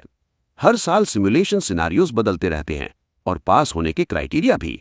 आमतौर पर ये टेस्ट 1-on-1 फाइट्स या एनिमीज की वेव सर्वाइव करने पर बेस्ड होते हैं। स्कोर डिपेंड करता है कि कैंडिडेट कितनी देर तक टिकता है और कितने एनिमीज को हराता है। लेकिन हीलर्स के लिए रूल्स अलग होते हैं। यहां सिर्फ हीलिंग पावर ही मैटर नहीं करती, सबसे ज्यादा वैल्यू सैक्रिफाइस को दी जाती है। जो हीलर्स दूसरों को बचाने के लिए अपनी जान दांव पर लगाते हैं, उन्हें हाई स्कोर्स मिलते हैं। जैसे ही मॉन्स्टर्स करीब आने लगे, सूहो ने टेस्ट के नेचर पर सोचा। इस सिनारियो में हीलर से ये एक्सपेक्ट किया जाता है कि वो पेशेंट को बचाते हुए मर जाए। प्रॉब्लम ये थी कि उसके अपने स्टैट्स अभी भी एक्टिव थे। आगे बढ़ते हुए उसने जमीन पर एक सोट देखी। उसे देखकर उसे समझ आ गया कि मरने से पहले उसे काफी बीटिंग लेनी पड़ेगी। दूसरों की तरह उसने बिना सोचे मरने की लॉजिक पर सवाल उठाया। एक बार मरना ही काफी था उसके लिए। पास ही लोग मॉन्स्टर्स को देखकर चीख रहे थे, लेकिन सूहो जानता था कि ये चीखें सिर्फ इल्यूजन्स हैं। रियलिटी में उसके इर्द गिर्द सिर्फ लाशें ही थीं। वो एक डरी हुई लड़की के पास गया और पूछा कि क्या वो ठीक है। कांपते हुए लड़की ने कहा कि मॉन्स्टर्स वापस आएंगे और उन्हें भागना चाहिए। लेकिन सूहो को असली मिशन पता था। उसे एंड तक उस लड़की को प्रोटेक्ट करना था। उसे रीअश्योर करते हुए उसने प्रॉमिस किया कि रेस्क्यू टीम आएगी और तब तक वो उसे सेफ रखेगा। रिजॉल्व के साथ वो वहीं खड़ा रहा, आते हुए मॉन्स्टर्स का सामना करने के लिए। उधर ऑब्जर्वेशन रूम में प्लेयर्स एक एक करके सिमुलेशन पॉड से बाहर आ रहे थे। एक बंदा निकला और सोचने लगा कि वो और बेटर कर सकता था। एक वुमेन ने उसके एफर्ट अप्रिशिएट किए और उसे अपना सामान लेकर बाहर जाने को कहा। फिर वो एक और पॉड के पास गई और स्क्रीन चेक की। उस पर पार्टिसिपेंट डिटेल्स दिख रही थी। Kang Jin Young, archer class, time 9 minutes 4 seconds. उसने कमेंट किया कि इस सीजन स्कोर्स काफी लो है क्योंकि टेस्ट मुश्किल था। क्यूरियस होकर उसने डायरेक्टर शिन से पूछा कि सूहो कितनी देर से अंदर है। शिन ने जवाब दिया 30 मिनट्स। शॉक में उसने नंबर दोबारा रिपीट किया। उसे यकीन ही नहीं हो रहा था। तुरंत सूहो के मशीन के पास जाकर उसने खुद डिस्प्ले चेक किया। 30 मिनट्स। अभी भी डिसबिलीफ में उसने पूछा कि क्या सूहो वॉरियर है। शिन ने करेक्ट किया कि सूहो हीलर है। वो मानने को तैयार नहीं था और शिन पर झूठ बोलने का इल्जाम लगाया। लेकिन शिन ने सोर्ड की तरफ इशारा करते हुए जो सूहो पकड़े बैठा था और उसे ध्यान से देखने को कहा। दोनों ने मिलकर सिमुलेशन फुटेज रिव्यू की। सूहो को एक्शन में देखकर उसने फिर से पूछा कि क्या वो सच में हीलर है। उसकी कॉम्बैट एबिलिटी देखकर वो सोचने लगी कि कहीं उसे मरने के लिए डिस्क्वालीफाई तो नहीं किया जाएगा। लेकिन डायरेक्टर शिन ने क्लैरिफाई किया कि मरना कोई मैंडेटरी रूल नहीं है। टेस्ट का असली पर्पस पेशेंट को एंड तक प्रोटेक्ट करना है। सूहो सारी कंडीशंस मीट कर रहा था। उसने कभी पेशेंट को अबैंडन नहीं किया। उसके पास रहकर फाइट की और लगातार हील करता रहा। वो अपनी जान दांव पर लगाकर उसे प्रोटेक्ट कर रहा था। जब तक कंडीशंस पूरी हो रही हैं, डिस्क्वालिफिकेशन का सवाल ही नहीं उठता। ये सुनकर वुमेन कंक्लूड करती है कि इस एग्जाम का टॉप स्कोर पहले ही डिसाइड हो चुका है। उधर सूहो सिमुलेशन के अंदर अभी भी फाइट कर रहा था। अपनी इनक्रेडिबल स्किल के साथ वो मॉन्स्टर्स को एक ही ब्लो में काट रहा था। लेकिन विक्ट्री के बाद भी उसे लगा कि ये काफी नहीं है। उसे और तेज होना था। जैसे जैसे और मॉन्स्टर्स आए, उसने एक एक करके एलिमिनेट कर दिया, बिना फोकस तोड़े। आखिरकार उसने सबको वाइप आउट कर दिया। तब एक सिस्टम मैसेज पॉपअप हुआ। Your understanding of the skill foot play is very high. Congratulations, you've mastered foot play. Message पढ़कर सूहो को समझ आया कि चाहे ये सिमुलेशन हो, लेकिन क्योंकि ये रियल वर्ल्ड मैकेनिक्स पर बेस्ड है, इसलिए सिस्टम फिर भी उसकी फिजिकल कंट्रोल को रिकॉग्नाइज कर सकता है। सिस्टम ने एक्नॉलेज किया कि वो डायरेक्टली अपना बॉडी कंट्रोल कर रहा है, इसलिए फिजिकल स्किल्स यहां भी मास्टर की जा सकती हैं। एक्सपीरियंस रियल कॉम्बैट से कम था, लेकिन ट्रेनिंग के लिए ये फिर भी एक अच्छा तरीका था। स्वॉर्डमैनशिप के साथ साथ उसने कई और स्किल्स भी पिक की और सारी बेसिक स्वॉर्ड टेक्निक्स को ए रैंक तक अपग्रेड कर लिया। कोई एक्सपीरियंस पॉइंट्स या आइटम रिवॉर्ड्स नहीं मिले, लेकिन रिजल्ट्स फिर भी सैटिस्फाइंग थे। अगर वो आगे चलकर अपनी सारी स्वॉर्ड स्किल्स को ए रैंक या उससे ऊपर ले जा सके, तो शायद वो पार्क योंग जैसी ड्रैगन स्वॉर्ड टेक्निक भी डेवलप कर सके। फिर एक और मैसेज आया, great achievement, your understanding of swordsmanship surpasses everyone else. The system is impressed by your unique style and wishes to register it. Would you like to create a new swordmanship skill by combining your basic sword techniques and foot play? सूहो मुस्कुराया। आखिरकार अपना खुद का style बनाने के लिए ready था, guardian sword. एक कंफर्मेशन विंडो आई पूछते हुए कि क्या ये ऑफिशियल नाम होगा। सूहो ने कंफर्म कर दिया। एक और मैसेज ने उसे सुप्रीम मास्टरी के लिए कंग्रेचुलेट किया और एक नई यूनिक स्वॉर्डमैनशिप स्किल के क्रिएशन को रिकॉग्नाइज किया, गार्डियन स्वॉर्ड एस। ये नई एबिलिटी उसकी सारी स्वॉर्ड और फुटवर्क स्किल्स के इफेक्ट्स को 50% तक बूस्ट करती है। इस बड़ी अचीवमेंट के रिवॉर्ड के तौर पर सिस्टम ने उसे 10 बोनस स्टैक पॉइंट्स दिए और उम्मीद जाहिर की कि सूहो स्वॉर्ड के रास्ते पर चलता रहे। एक फाइनल मैसेज ने कंफर्म किया कि उसने स्वॉर्ड मास्टरी एस अनलॉक कर ली है, जो सिर्फ उन लोगों को मिलता है जिन्होंने स्वॉर्ड्समैनशिप को गहरा समझा हो। इसके साथ स्वॉर्ड टेक्निक सीखने और यूज करने पर लगे सारे रिस्ट्रिक्शंस हट गए। स्वॉर्ड से जुड़ी सारी एबिलिटीज पर एक और 50% बूस्ट मिल गया और स्वॉर्ड यूज से जुड़ी हर लिमिटेशन रिमूव हो गई। सूहो चुपचाप अपनी पिछली जिंदगी को याद करता है उस वक्त इस लेवल तक पहुंचने में उसे 10 साल से भी ज्यादा लग गए थे, लेकिन अब उस जिंदगी का नॉलेज साथ होने की वजह से उसकी प्रोग्रेस काफी तेज हो गई थी। उसे एहसास हुआ कि उसकी वैल्यू कितनी ज्यादा बढ़ चुकी है। अपना फोकस वापस एग्जाम पर लाते हुए उसे याद आया कि मॉन्स्टर्स की संख्या पहले से फिक्स थी और वो सोचने लगा कि पूरे सेटअप को तैयार करने में कितनी मेहनत लगी होगी। अब जब उसके सारे ऑब्जेक्टिव्स कंप्लीट हो चुके थे, सिर्फ 2 रास्ते बचे थे, या तो मॉन्स्टर्स के हाथों मर जाए या फिर सबको खत्म कर दे। उधर लाइव फुटेज देख रहे सुपरवाइजर्स बिल्कुल बोल नहीं पा रहे थे। जो उन्होंने देखा था उस पर यकीन करना मुश्किल था। प्रैक्टिकल एग्जाम्स की हिस्ट्री में पहली बार किसी ने एक भी मॉन्स्टर जिंदा नहीं छोड़ा था। वो सिर्फ उसकी कॉम्बैट पावर से ही नहीं बल्कि इस बात से भी हैरान थे कि उसने पेशेंट को सक्सेसफुली हील भी किया था। एक एग्जामिनर ने मजाक में कहा कि रैंकिंग चेक करने की जरूरत नहीं है, विनर ऑलरेडी क्लियर है। कुछ दिन बाद सीन हेक्सागन गिल्ड के हेडक्वार्टर्स में शिफ्ट होता है। एक कॉन्फिडेंट गिल्ड मेंबर बोलता है कि उनका स्टूडेंट केन इस साल का टॉप स्कोरर जरूर होगा। दूसरा मेंबर भी एग्री करता है, अपनी ट्रेनिंग एफर्ट्स पर प्राउड फील करते हुए। लेकिन तब किसी की नजर एक कॉन्ग्रेचुलेटरी लेटर पर पड़ती है जो जोर से पढ़ा जाता है। कंफ्यूजन फैल जाता है। केन टॉप स्कोरर नहीं था, लेटर पर लिखा नाम अंशु हो था। सब लोग स्टन हो जाते हैं। एटमॉस्फेयर तुरंत टेंस और कंफ्यूज्ड हो जाता है और कोई पूछता है कि केन कहाँ है। उसी वक्त गिल्ड मास्टर के पास एक कॉल आता है और सीन फिर से चेंज हो जाता है। सुहो अब टीम लीडर के साथ कॉल पर था। टीम लीडर ने लेट कॉन्ग्रेचुलेशंस के लिए माफी मांगी, बताते हुए कि वो काम में बहुत बिजी था, लेकिन उसने सुहो को हाईएस्ट स्कोर लाने के लिए दिल से प्रेज किया। उसने माना कि उसे इतनी कंसिस्टेंसी की उम्मीद नहीं थी। सुहो ने हम्बल तरीके से जवाब दिया कि ये सब टीम लीडर की वजह से पॉसिबल हो पाया था, लेकिन लीडर ने तुरंत क्रेडिट लेने से मना कर दिया और कहा कि सुहो की अचीवमेंट्स पूरी तरह उसकी अपनी मेहनत का रिजल्ट हैं। उसने ये भी पॉइंट आउट किया कि सुहो की एक्सेप्शनल परफॉर्मेंस की वजह से कई चीटर्स एक्सपोज हो गए जो इलीगल तरीके से स्किल्स बूस्ट कर रहे थे। इसके बाद फ्यूचर एग्जाम्स में रूल्स और स्ट्रिक्ट होंगे, जो लीडर के हिसाब से एक अच्छी बात है। फिर टीम लीडर ने थोड़ा संभल कर एक सवाल पूछा, क्या सुहो अभी भी ग्रेट हंटर एसोसिएशन ज्वाइन करने में इंटरेस्टेड है? सुहो ने जवाब दिया कि शायद वो कुछ टाइम गिल्ड के साथ रहे, लेकिन उसका अल्टीमेट गोल अभी भी वही है, वो एसोसिएशन ज्वाइन करना चाहता है। टीम लीडर ने उसके क्लियर आंसर को अप्रिशिएट किया और कहा कि जैसे ही रिक्रूटमेंट या टेस्टिंग शेड्यूल रेडी होगा वो उसे कांटेक्ट करेगा। सुहो ने मुस्कुराते हुए हाँ कह दी। कॉल एंड करने से पहले लीडर ने सुहो को सही से खाने और अपनी हेल्थ का ख्याल रखने की याद दिलाई और सुहो ने भी वही बात वापस कही। कॉल कट होते ही लीडर ने अपने हाथ में पकड़ी चीज को देखा और धीरे से खुद को भी खाने की याद दिलाई। उधर सुहो ने एक पल के लिए पॉज लिया। टीम लीडर के टोन में कुछ था जो उसके दिमाग में अटक गया। वो थोड़ा ऑफ लगा। उसे सोच आई कि कहीं सब ठीक तो है ना। तभी उसका फोन फिर से बज उठा। कॉलर आईडी देखकर उसे समझ आ गया कि कौन है। उसने कॉल रिसीव की और अपना इंट्रोडक्शन दिया। कॉलर किम सू थी। उसने उसे उसकी सक्सेस पर कांग्रेचुलेट किया और कंफर्म किया कि एग्रीमेंट के हिसाब से पेमेंट ऑलरेडी ट्रांसफर कर दी गई है। सुहो ने उसकी एफिशिएंसी को एक्नॉलेज किया और उनकी बड़ी गिल्ड की प्रोफेशनलिज्म की तारीफ की। फिर उसका प्रपोजल आया।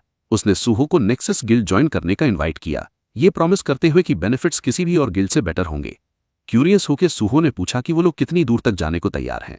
किम सू ने अश्योर किया कि वो उसकी एक्सपेक्टेशंस मैच करने के लिए जो भी पॉसिबल होगा करेगी। टॉप स्टूडेंट और स्कॉलरशिप रेसिपिएंट होने की वजह से कॉन्ट्रैक्ट टर्म्स एडजस्ट करना कोई प्रॉब्लम नहीं होगा। उसने ये भी सजेस्ट किया कि डील फाइनलाइज करने के लिए वो पर्सनली मिल सकते हैं। सुहो ने फिलहाल पोलाइटली मना कर दिया, कहते हुए कि आज उसके कुछ पर्सनल प्लान्स हैं। उसने प्रॉमिस किया कि अपना शेड्यूल चेक करके जल्दी रिप्लाई करेगा। फिर भी उसने हिंट दिया कि नेक्सस स्कॉलरशिप रेसिपिएंट होने के नाते किसी और गिल्ड के मुकाबले नेक्सस ज्वाइन करना ज्यादा लॉजिकल होगा। किम सू इस बात से इतनी खुश हो गई कि पास के को-वर्कर्स ने भी नोटिस कर लिया। उसने सुहो से रिक्वेस्ट की कि वो तब तक किसी और गिल्ड के साथ साइन न करें। उसकी एंथुजियाज्म देखकर सुहो हंसा और जल्दी मिलने पर अग्री कर गया। कॉल एंड होते ही सुहो मुस्कुरा रहा था, अभी भी उसकी एक्साइटेड आवाज का एको महसूस करते हुए।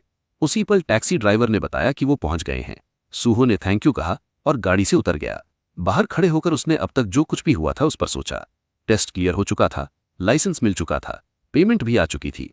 अब उसकी जर्नी का अगला चैप्टर सीधे उसके सामने था। शांत डिटर्मिनेशन के साथ वो आगे बढ़ा, फार्मिंग शुरू करने के लिए ready. Light house general market में सुहो ने अपना फोन चेक किया और सोचा कि कितनी जल्दी उसने जरूरी चीजें इकट्ठी कर ली हैं। अब सिर्फ एक चीज बची थी, वेपन खरीदना। इसी गोल के साथ वो एक छोटी सी छुपी हुई दुकान पर पहुंचता है, जानबूझकर भीड़भाड़ वाली दुकानों से बचकर, क्योंकि उसे श्योर नहीं था कि वहां उसे वो चीज मिलेगी जो वो ढूंढ रहा है।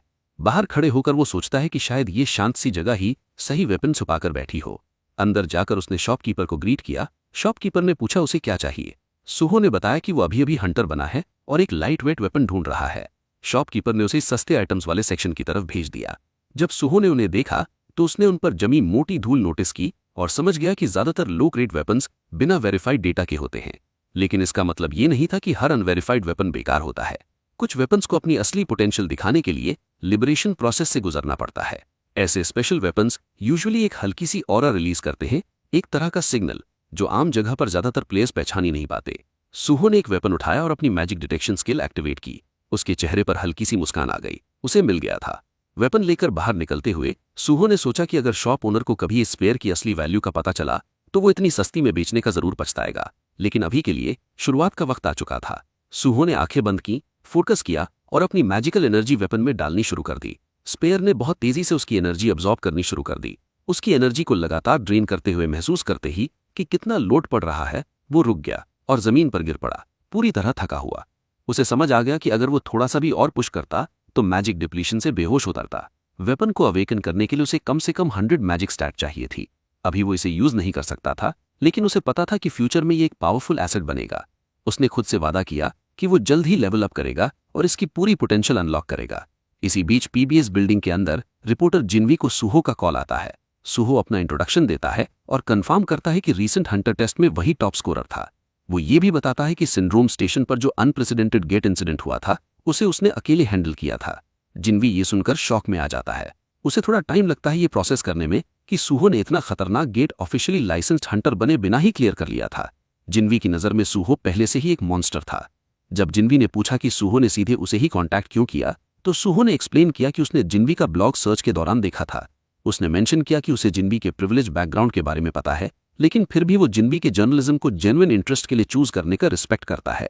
उसने कहा कि उसके पास बड़े प्लान्स हैं और वो जल्द ही बड़ी हेडलाइंस बनने वाला है। फिर उसने जिन्वी को अपना एक्सक्लूसिव रिपोर्टर बनने का प्रपोज किया। जिन्वी स्केप्टिकल हो गया। उसे लगा शायद सूहो किसी अमीर जर्नलिस्ट को अपना सबॉर्डिनेट बनाना चाहता है। अंदर ही अंदर उसने सूहो को एक और एम्बिशियस ऑड बॉल समझकर डिसमिस कर दिया, जो हवा में ख्याली पुलाव पका रहा है। भले ही वो समझ रहा था कि सूहो क्या सजेस्ट कर रहा है, लेकिन जिन्वी इस आइडिया से अनकंफर्टेबल था।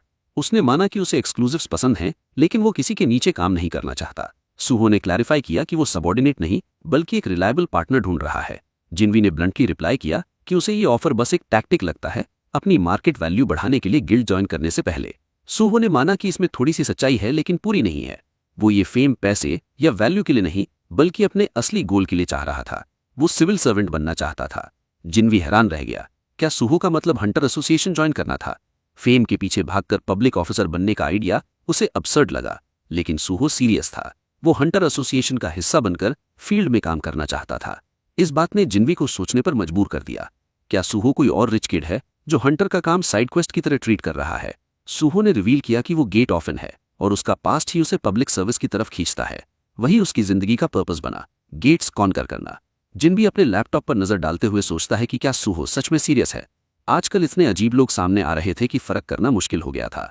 आखिरकार उसने डिसाइड किया कि शायद इससे ज्यादा फर्क नहीं पड़ता। उसने सूहो के पॉइंट ऑफ व्यू को एक्नॉलेज किया और ऑफर रिजेक्ट कर दिया। वो अपनी स्टोरीज खुद चूज करना चाहता था। फिर भी सूहो ने हार नहीं मानी। उसने एक बेट सजेस्ट की। क्यूरियस होकर जिन्वी ने पूछा, कैसी बेट? सूहो ने कहा कि वो अपने आप को एक हंटर के तौर पर प्रूव करके जिन्वी का ट्रस्ट जीतेगा। उसने अनाउंस किया कि वो टावर ऑफ चैलेंज को अकेले क्लियर करेगा, आज ही। ये सुनकर जिन्वी पूरी तरह से स्टन हो गया। वो टावर इनफेमस था। उसे फुल पार्टी के साथ क्लियर करना भी लगभग इम्पॉसिबल माना जाता था। सोलो करना तो सीधा पागलपन था, लेकिन सूहो कॉन्फिडेंट था। अगर वो ये कर दिखाता है तो ये जिन्वी को कन्विंस करने के लिए काफी होगा। अगर वो सक्सेसफुल होता है तो वो चाहता है कि जिन्वी उसका पर्सनल और एक्सक्लूसिव रिपोर्टर बने। सूहो को अपनी पिछली जिंदगी का जिन्वी याद आ गई। पीबीएस का एक टॉप टियर ब्रॉडकास्टर, अपनी प्राइड और एलीट बैकग्राउंड के लिए फेमस। ऐसा जर्नलिस्ट जो कभी किसी की रिक्वेस्ट एक्सेप्ट नहीं करता था। फिर भी सूहो की पिछली जिंदगी में दोनों ने कई बार साथ काम किया था, जिन्वी की शार्प रिपोर्टिंग और पब्लिक ओपिनियन पर उसके रेयर इन्फ्लुएंस की वजह से। लेकिन वही ब्रिलियंस उसे दूसरों के लिए खतरनाक ही बना देती थी, एक कांटे की तरह, हमेशा किसी न किसी के रास्ते में।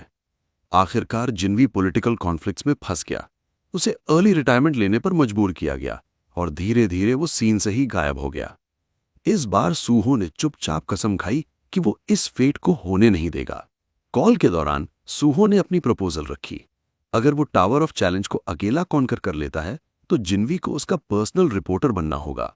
हैरान होने के बावजूद जिन्वी मान गया। अगर सूहो सच में ये कर दिखाता है तो जिन्वी ने वादा किया कि वो जर्नलिस्ट के तौर पर अपना सब कुछ उसके सपोर्ट में लगा देगा। कॉल सूहो के कॉन्फिडेंट वर्ड्स के साथ खत्म हुई।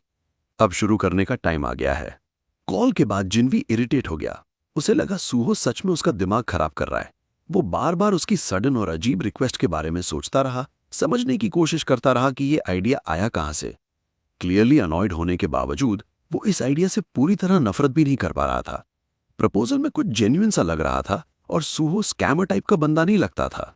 फ्रस्ट्रेशन और क्यूरियोसिटी के बीच फंसा हुआ जिन्वी खुद से ही बोल पड़ा कि शायद वो ही पागल हो रहा है। आखिरकार उसने इसे एक हार्मलेस गैम्बल मान लिया। अगर सच निकला तो बढ़िया, वरना कोई बड़ी बात नहीं। सीन टावर ऑफ चैलेंज पर शिफ्ट होता है। सूहो एंट्रेंस पर खड़ा अपना हंटर लाइसेंस गेटकीपर को दिखाता है। आदमी नोटिस करता है कि सूहो अकेला आया है और उसे वॉर्न करता है। सोलो एंट्री अलाउड है, लेकिन काफी रिस्की। लाइसेंस नंबर देखकर उसे लगता है कि सूहो ने अभी अभी टेस्ट पास किया होगा।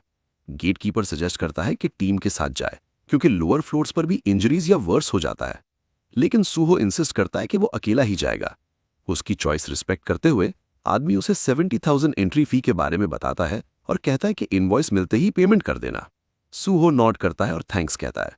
जैसे ही वो आगे बढ़ता है, गेटकीपर पीछे से चिल्लाता है कि सावधान रहें और अगर ज्यादा डेंजर लगे तो रिट्रीट कर जाए। सूहो बस सर हिलाता है और अंदर चला जाता है। चलते हुए सूहो टावर ऑफ चैलेंज के बारे में सोचता है। ये वाइडली नोन है कि ये लेवल 20 से नीचे के प्लेयर्स के लिए ट्रेनिंग ग्राउंड है। ये एक पब्लिक गेट है, गवर्नमेंट मेंटेन करती है ताकि प्लेयर्स यहां आकर स्ट्रांग बन सके। अब जब उसका लेवल रीसेट हो चुका है तो फ्रेश स्टार्ट के लिए इससे बेहतर जगह कोई नहीं। जैसे ही वो दरवाजा खोलता है और अंदर कदम रखता है, सिस्टम तुरंत उसकी एंट्री अनाउंस करता है। उसे बताया जाता है कि वो कभी भी गिव अप कर सकता है और जैसे ही वो विड्रॉल डिक्लेयर करेगा, तुरंत एंट्रेंस पर टेलीपोर्ट कर दिया जाएगा। सूहो अपनी स्वॉर्ड समन करता है और उसी पल system first floor challenge start कर देता है। एक स्लाइम मॉन्स्टर अपीयर होता है और अटैक करता है। फाइट के दौरान सूहो नोटिस करता है कि मॉन्स्टर का साइज बड़ा है और स्पीड सरप्राइजिंगली ज्यादा है, जो उसे एक पल के लिए ऑफ गार्ड कर देता है। लेवल 1 क्रीचर होने के बावजूद, जिसमें लगभग कोई अटैक पावर नहीं है, उसकी मूवमेंट्स अनोइंग है और अगर उसमें फंस गया तो स्पीड स्लो हो सकती है। जल्दी खत्म करने के लिए सूहो अपनी स्वॉर्ड स्लाइम के कोर में घुसा देता है और उसे डिस्ट्रॉय कर देता है।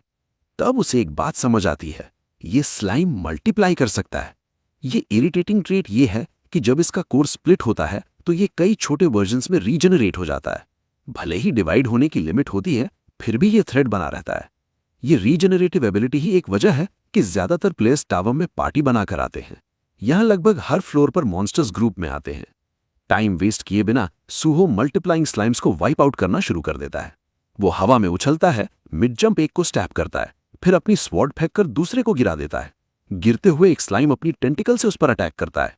सूहो उसे मिड एयर पकड़ लेता है, हार्ड फॉल से बच जाता है और उस ग्रिप का यूज करके खुद को ऊपर कैटापुल्ट करता है। क्लीन और प्रिसाइज स्ट्राइक्स के साथ वो टेंटिकल्स को काट देता है और बाकी एनिमीज को भी क्लियर कर देता है।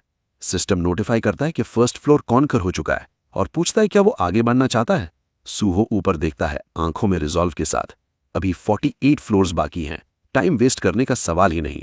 System second floor challenge start कर देता है। सूहो टावर ऑफ चैलेंज के बारे में याद करता है। अपनी पिछली जिंदगी में highest official record 48th floor तक का था। प्रेजेंट में रिकॉर्ड सिर्फ 29th फ्लोर तक ही पहुंच पाया था। दोनों ही पार्टी प्ले के थ्रू अचीव किए गए थे। नॉर्मली चैलेंजेस ग्रुप में एंट्री करते हैं और पार्टी मेंबर्स की संख्या से डिफिकल्टी डिसाइड होती है। जितने ज्यादा लोग उतना कम एक्सपीरियंस पर पर्सन, लेकिन सेफ्टी ज्यादा होती है। टॉप रिकॉर्ड्स एम करने वाले हंटर्स यूजुअली लेवल 20 मेंबर्स के साथ पार्टीज बनाते हैं। इन सब सोचों के बीच सूहो 18th फ्लोर क्लियर करता है और ऊपर की तरफ देखता है। उसे एहसास होता है कि उसे ट्रेडिशनल तरीके फॉलो करने की जरूरत ही नहीं है। बिना हेजिटेशन वो 19th फ्लोर का चैलेंज एक्सेप्ट कर लेता है। इस फ्लोर पर पहले जैसे मल्टीपल एनिमीज नहीं थे, यहां सिर्फ एक ही पावरफुल मॉन्स्टर था। एक तरफ से वो ज्यादा स्ट्रांग था, लेकिन दूसरी तरफ अकेला हरा देना ही स्टेज क्लियर करने के लिए काफी होता था। मॉन्स्टर अपीयर होते ही सूहो सीधा चार्ज करता है और एक ही स्वॉर्ड स्ट्राइक में उसे डिफीट कर देता है। सिस्टम 19th फ्लोर क्लियर होने का अनाउंस करता है और 20th फ्लोर पर बढ़ने का ऑप्शन देता है। इस बार सूहो रुकने का फैसला करता है और मॉन्स्टर की बॉडी को चेक करता है। उसे कुछ अजीब नोटिस होता है। बाकी मॉन्स्टर्स की तरह ये तुरंत वैनिश नहीं होता। इसके पीछे एक रेड गेट छूट जाता है। ये टावर का क्लियर हिंट था कि यहां कुछ और भी छुपा है। सूहो रिमेन से एक आइटम उठाता है और उसे समझ आ जाता है कि इसका कोई स्पेसिफिक पर्पस है, भले ही ये अकेला यूज ना हो सके। मैजिक डिटेक्शन यूज करके वो रेड गेट से लिंक्ड एक हिडन स्पेस ढूंढ लेता है। ये हिडन एरिया फोर्ट्रेस किंग जांग प्योंग का सब स्पेस फोर्ट्रेस निकलता है। ये सब स्पेस यूनिक था क्योंकि आइटम से बने दूसरे सब स्पेस किस के मुकाबले इसमें लिविंग बींग्स फ्रीली एंटर और एग्जिट कर सकते थे। अंदर जाते ही सूहो को एक केव जैसे स्पेस में पाता है। एक ग्लोइंग ऑब्जेक्ट अपीयर होता है और सिस्टम बताता है कि फोर्ट्रेस का प्रीवियस ओनर मर चुका है। सूहो से पूछा जाता है क्या वो ओनरशिप लेना चाहता है। वो एक्सेप्ट करता है और ग्लोइंग ऑब्जेक्ट को पकड़ लेता है, जो धीरे धीरे उसकी बॉडी के साथ फ्यूज होने लगता है। सिस्टम कंफर्म करता है कि सूहो अब सब स्पेस फोर्ट्रेस का नया मास्टर है। अब ये सिर्फ एक आइटम नहीं रहा, बल्कि परमानेंटली उससे बाइंड हो चुकी एक स्किल बन चुकी है। सिस्टम ये भी बताता है कि फोर्ट्रेस का अपीयरेंस सूहो की मैजिक पावर के हिसाब से चेंज होता रहेगा। स्पेस हिलने लगता है। जो पहले एक केव थी वो धीरे धीरे एक फुली फर्निश्ड रूम में ट्रांसफॉर्म हो जाती है। सूहो इंप्रेस हो जाता है। ये स्पेस उसकी सोच से कहीं ज्यादा एडवांस थी। जैसे जैसे उसकी मैजिक बढ़ेगी, स्पेस भी एक्सपैंड होती रहेगी और उसकी प्रेफरेंसेस के हिसाब से अडेप्ट होती रहेगी। उसे सुकून मिलता है ये सोचकर कि उसने जांग प्योंग हो को इस पावर पर हाथ रखने से रोक लिया। वो आदमी पहले इस फोर्ट्रेस का यूज ड्रग्स, स्टोलन आर्टिफैक्ट्स और किडनैप्ड लोगों तक को छिपाने रखने के लिए करता था। उन स्लीपलेस नाइट्स की याद सूहो के दिल में घिन भर देती है। लेकिन अब फोर्ट्रेस उसके हाथ में है और वो जानता है कि ऐसी डार्कनेस दोबारा कभी नहीं होगी। फोर्ट्रेस किंग के राइज को रोककर और एक पावरफुल पर्सनल बेस हासिल करके सूहो महसूस करता है कि उसने एक मैसिव विन स्कोर किया है। नए रिजॉल्व के साथ वो आगे बढ़ने के लिए रेडी हो जाता है। उधर जिनवी अपना फोन स्क्रॉल करता हुआ एक आर्टिकल पढ़ रहा था इंटरेस्ट के साथ। वो नोटिस करता है कि काफी स्टूडेंट्स लेटली नेक्सस की तरफ अट्रैक्ट हो रहे हैं। सूहो ने पहले ग्रेट हंटर एसोसिएशन ज्वाइन करने की बात की थी, लेकिन ये एक्सक्लूसिव मीडिया कवरेज दिखाता था कि नेक्सस काफी कॉन्फिडेंट है कि आखिरकार सूहो उनके पास ही आएगा। जिनवी अनश्योर महसूस करता है, सिर्फ टाइम ही बताएगा। फिर भी वो ये सोचना बंद नहीं कर पा रहा था कि सूहो अब तक कितने फ्लोर्स क्लियर कर चुका होगा। तभी सिस्टम अलर्ट पॉप होता है। 30th floor conquered. Tower of challenge का रिकॉर्ड टूट चुका था और कोई 31st फ्लोर पर बढ़ रहा था। पास खड़ी भीड़ बिल्कुल शांत हो जाती है। फुसफुसाहट फैलती है। क्या ये नया रिकॉर्ड है, टीम रेड है या कुछ और भी ज्यादा क्रेजी? उनका शौक और गहरा हो जाता है जब सिस्टम तुरंत अनाउंस करता है कि 31st फ्लोर भी क्लियर हो चुका है। सिर्फ कुछ ही पलों में जिनवी फ्रीज हो जाता है। अगर ये सच में सूहो है तो उसने उसे पूरी तरह गलत जज किया था। अब तक सूहो की विंस को सूहो ने लक और थिएट्रिक्स का रिजल्ट माना था, लेकिन अगर ये इनसेन पेस रियल है तो सूहो एक ऐसा राइवल बनने वाला है जिसके साथ उसे काफी लंबी रेस में कंपीट करना होगा। हंटर एसोसिएशन के अंदर डायरेक्टर किम ये न्यूज सुनकर विजिबली हिल जाती हैं। वो तुरंत रिपोर्ट्स वेरीफाई करवाती हैं। सूहो सच में लाइव रिकॉर्ड्स तोड़ रहे हैं। उसकी वैल्यू समझते ही वो डिसाइड करती हैं कि उन्हें एक ऐसा ऑफर देना होगा जो रिफ्यूज ना किया जा सके। वो अपनी टीम को ऑर्डर देती है कि प्रेसिडेंट और ऑफिस मैनेजर को अलर्ट करें और सीधा हेडक्वार्टर्स की तरफ निकले। इसी वक्त सिस्टम के थ्रू चुलमन भी ये सब देख रहा था। टावर ऑफ चैलेंज में सूहो की रैपिड राइज दुनिया ने पहले कभी नहीं देखी थी। अगर सूहो सच में एसोसिएशन ज्वाइन करना चाहता है तो ये once in a generation talent है। तभी चुलमन का फोन बजता है। कॉलर वाइस प्रेसिडेंट था। क्यूरियस होकर चुलमन कॉल उठा लेता है। वाइस प्रेसिडेंट पूछता है वो कहाँ है। जैसे ही उसे पता चलता है कि चुलमन पांगो के टावर के पास है, वो मौका लपक लेता है। वो चुलमन से कहता है कि सूहो को ले आओ। चुलमन खुश हो जाता है, सोचते हुए कि उसे रिक्रूटमेंट का चांस मिल गया है। लेकिन वीपी तुरंत उसका सपना तोड़ देता है। वो रिक्रूटमेंट नहीं चाहता, बस एसोसिएशन के प्रेसिडेंट के साथ सूहो की एक फोटो चाहिए। ये कहकर वीपी कॉल काट देता है। चुलमन स्टन्ड और बिटर रह जाता है। उसे लगता है कि ये पावर हंग्री एग्जीक्यूटिव्स ही वजह हैं कि पब्लिक एसोसिएशन को करप्ट और इनकॉम्पिटेंट मानता है। उसके हिसाब से सिर्फ हंटर्स को ही एसोसिएशन चलानी चाहिए। वो टावर की तरफ देखता रहता है, सोचता हुआ कि सूहो को अंदर आने के लिए कैसे कन्विंस करे। टावर के अंदर सूहो 48th फ्लोर क्लियर कर चुका था और रिकॉर्ड फिर से अपडेट हो गया था। थकान अब धीरे धीरे उस पर हावी हो रही थी। लगातार आगे बढ़ते रहना उसे ड्रेन कर रहा था। वो सोचता ये पागलपन आखिर कब खत्म होगा। फिर भी जैसे ही उसने अपना स्टेटस विंडो खोला, उसका मूड अपलिफ्ट हो गया। लेवल 39 तक पहुंचना सच में एक रिवॉर्ड जैसा लग रहा था। हर फ्लोर क्लियर करने के मिलने वाले 5 बोनस स्टैट पॉइंट्स हर एक गिफ्ट जैसा फील हो रहा था। सिस्टम को अंदर बाहर जानना उसे ऐसा महसूस हो रहा था जैसे वो खुद अपना गेम कैरेक्टर बिल्ड कर रहा हो, अपना सेकंड सेल्फ। और ऑनेस्टली ये काफी फन था। स्टैट सेट करने के बाद सूहो फाइनल चैलेंज के लिए प्रिपेयर करता है। 49th फ्लोर शुरू हो चुका था। उसके सामने ग्लोइंग क्रिस्टल अपीयर होता है और उसके अंदर से फाइनल बॉस निकलता है, टावर ड्रैगन, लेवल 49। वो उसे घूर कर देखता है और तुरंत समझ जाता है कि ये चीज कितनी ब्रोकन है। प्योर ब्लड ट्रेट्स के बिना भी सिर्फ ड्रैगन होना ही बड़ी बात है। सिर्फ पैदा होना ही उसे अब्सर्डली पावरफुल बना देता था। ये देखकर सूहो को खुद पर ही डाउट होने लगा कि क्या ये फ्लोर कभी बीट करने के लिए बना भी था या नहीं। लेकिन सूहो जानता था वो यहां क्यों आया है। वो हेजिटेट करने वाला नहीं था। दांत भींचते हुए, हाथ में तलवार पकड़कर वो पूरे रिजॉल्व के साथ फाइनल बॉस पर चार्ज कर गया, इसे यहीं खत्म करने के लिए रेडी। सूहो ड्रैगन के सामने बढ़ा, अटैक के लिए तैयार। जवाब में ड्रैगन ने भी अपना असॉल्ट लॉन्च कर दिया, जिससे बचने के लिए सूहो को हवा में जंप करना पड़ा। एयरबॉर्न होते ही उसने एक इंपॉर्टेंट चीज नोटिस की। इतने इनॉर्मस साइज के बावजूद ड्रैगन शॉकिंगली फास्ट था। अचानक उसके क्लॉज से एक डार्क ऑरा लीक हुआ, जिससे एक पावरफुल पुलिंग फोर्स बनी और सूहो सीधा उसके जबड़ों की तरफ खींचने लगा। जस्ट उससे पहले कि वो अंदर जाता, सूहो ने ड्रैगन के मुंह को पकड़ लिया, खुद को उसके सर के ऊपर खींच लिया और पूरी ताकत से अपनी स्वॉर्ड नीचे घुसा दी। ड्रैगन गुस्से से दहाड़ उठा और अपना सर इतनी जोर से झटका कि सूहो हवा में उछलकर दूर जा गिरा। उसे रिट्रीट करना पड़ा। सांस संभालते हुए सूहो को एक डिस्टर्बिंग बात समझ आई। उसका सबसे स्ट्रॉन्ग स्ट्राइक भी ड्रैगन को जरा सी भी स्क्रैच नहीं दे पाया था। वो बस उस मॉन्स्टर को इरिटेट कर पाया था। ड्रैगन ने फिर जमीन पर भयंकर फोर्स के साथ स्लैम मारा, जिससे फ्लोर में गहरी दरारें पड़ गईं। सूहो एक बड़े पत्थर के पीछे झुक गया, अपने हाई स्टैट्स के लिए मन ही मन शुक्र करता हुआ। अगर वो स्टैट्स ना होते, शॉकवेव उसे तुरंत मार डालती। तब उसे क्लियरली समझ आ गया कि ड्रैगन का लेवल भले ही ज्यादा अनबिलीवेबल ना हो, लेकिन उसके नेचुरल ट्रेट्स ने उसके बॉडी को अब्सर्डली ड्यूरेबल बना दिया था। नॉर्मल अटैक्स का कोई फायदा नहीं था। उसे उसकी weak point reverse scale target करनी होगी। क्योंकि ये ड्रैगन अभी लेवल 100 का नहीं था, इसलिए वो स्केल पूरी तरह छुपा नहीं पाया होगा। बॉडी स्कैन करते हुए सूहो ने टेल के पास उस वल्नरेबल पॉइंट को देख लिया।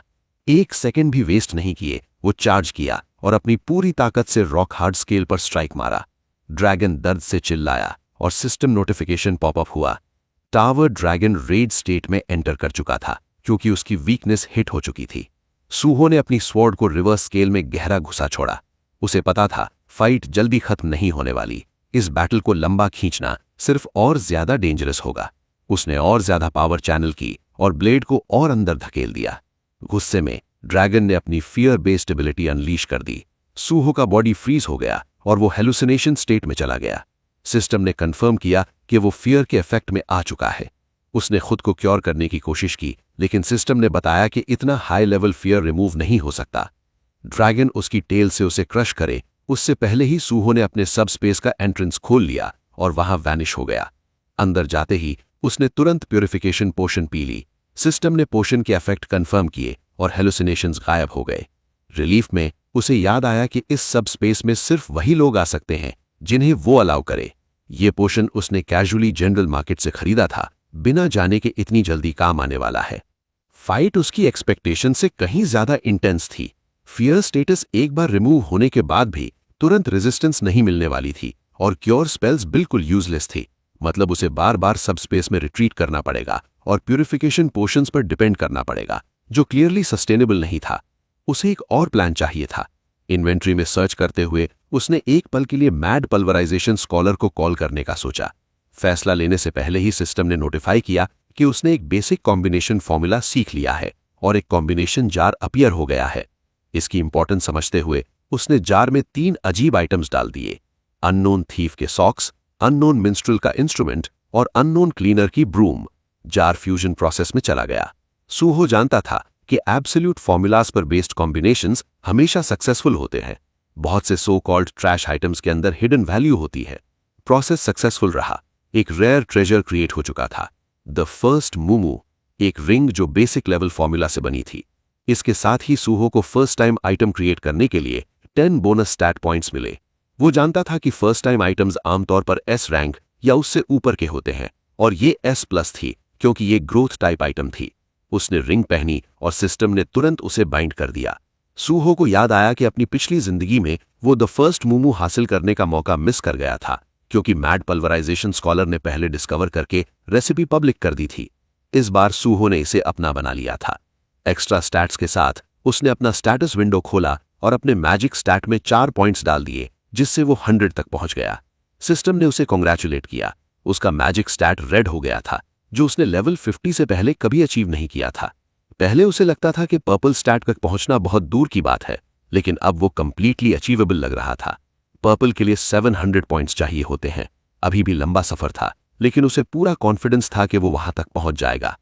स्टैट एलोकेशन के बाद सूहो ने अपनी पुरानी फेमिलियर स्पीयर समन की और उसमें मैजिक इन्फ्यूज करना शुरू किया। वेपन ने इनक्रेडिबल स्पीड से पावर अब्सॉर्ब की। जैसे ही रिक्वायर्ड अमाउंट पूरा हुआ, सिस्टम ने सक्सेसफुल अवेकनिंग एक्नॉलेज कर दी। स्पीयर ट्रांसफॉर्म हो चुकी थी। अब ये शैडो स्पीयर थी। राउंड 2 शुरू होने वाला था। सिस्टम ने वेपन के ओरिजिन्स रिवील किए। ये शैडो लॉर्ड के ट्रेजर्स में से एक थी, जो एक शैडो बीस्ट के बोन्स से फौज की गई थी, और इसने सूहो को अपना फर्स्ट अवेकनर माना था। अब स्पीयर उसकी शैडो से समन हो सकती थी और मैजिक और शैडो एनर्जी से रीजनरेट होती थी। सूहो ने तुरंत इस वेपन की वैल्यू समझ ली। जैसे जैंग प्योंग के पास सबस्पेस फोर्ट्रेस था, वैसे ही शैडो लॉर्ड, एक मोनार्क लेवल बीइंग, ने इस स्पीयर को वील्ड किया था। अगर वो एंटिटी गेट के अंदर एग्जिस्ट करती तो सूहो अब उसकी सिग्नेचर वेपन पकड़े खड़ा था। उसे रिलीफ मिला कि ये चीज किसी डेंजरस इंसान के हाथ लगने से पहले ही उसने सिक्योर कर ली थी। टेस्ट करने का टाइम आ गया था। उसने स्पीयर दोबारा समन की और उसकी कन्वीनियंस अप्रिशिएट की। क्योंकि वो सबस्पेस के अंदर से अटैक नहीं कर सकता था, इसलिए प्लान ये था कि ड्रैगन के सोते हुए रिवर्स स्केल पर स्ट्राइक करे। सूहो सबस्पेस से बाहर आया और एक रॉकी लेज पर चढ़ गया जो ड्रैगन के ऊपर थी। शैडो स्पीयर को उठाकर उसने सीधा ड्रैगन की टेल में घुसे हुए स्टोन पर थ्रो कर दिया।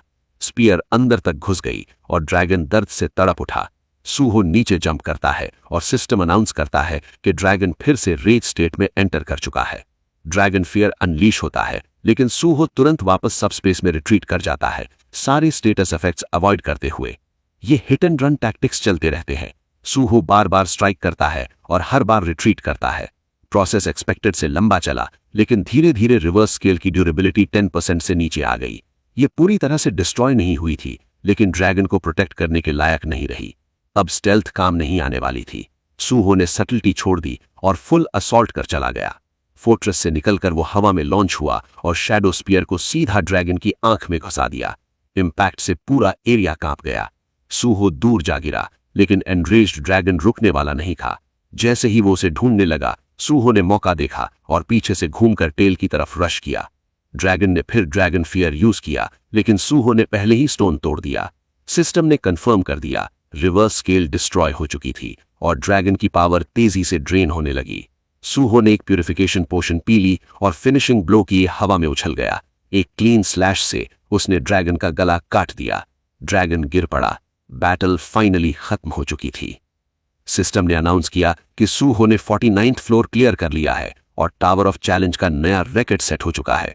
उसे 10 बोनस स्टैट पॉइंट्स मिले और रिवॉर्ड्स आते चले गए। जमीन पर लेटे हुए वो इस अचीवमेंट को प्रोसेस करता है। उसने पूरा टावर कॉन्कर कर लिया था, जो ना उसकी पिछली जिंदगी में हुआ था, ना इस वाली में कभी।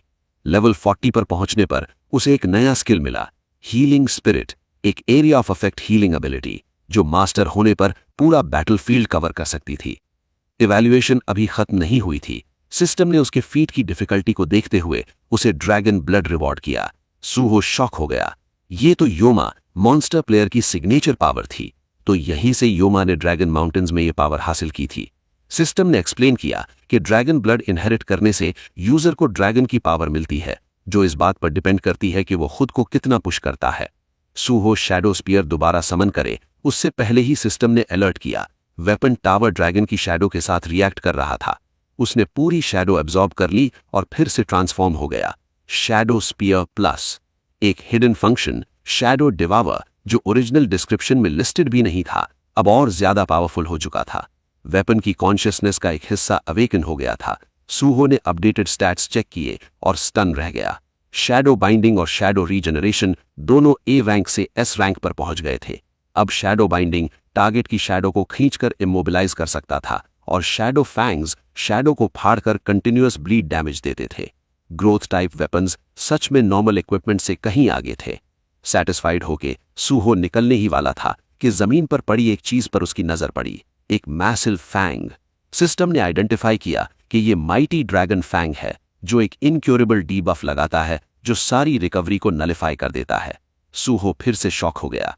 उसने एक ड्रैगन बाई प्रोडक्ट हासिल कर लिया था, जो ऑलमोस्ट इम्पॉसिबल माना जाता है। इससे कंफर्म हो गया कि टावर ड्रैगन एक प्योर ब्लड ड्रैगन था, जो नेचुरली मटेरियल्स ड्रॉप करता है। ये पूरी बैटल एक जैकपॉट थी। सब कुछ कलेक्ट करने के बाद सूहो फाइनली मुड़कर जाने लगा, पूरे यकीन के साथ कि रिपोर्टर जिनवी बाहर उसका इंतजार कर रहा होगा।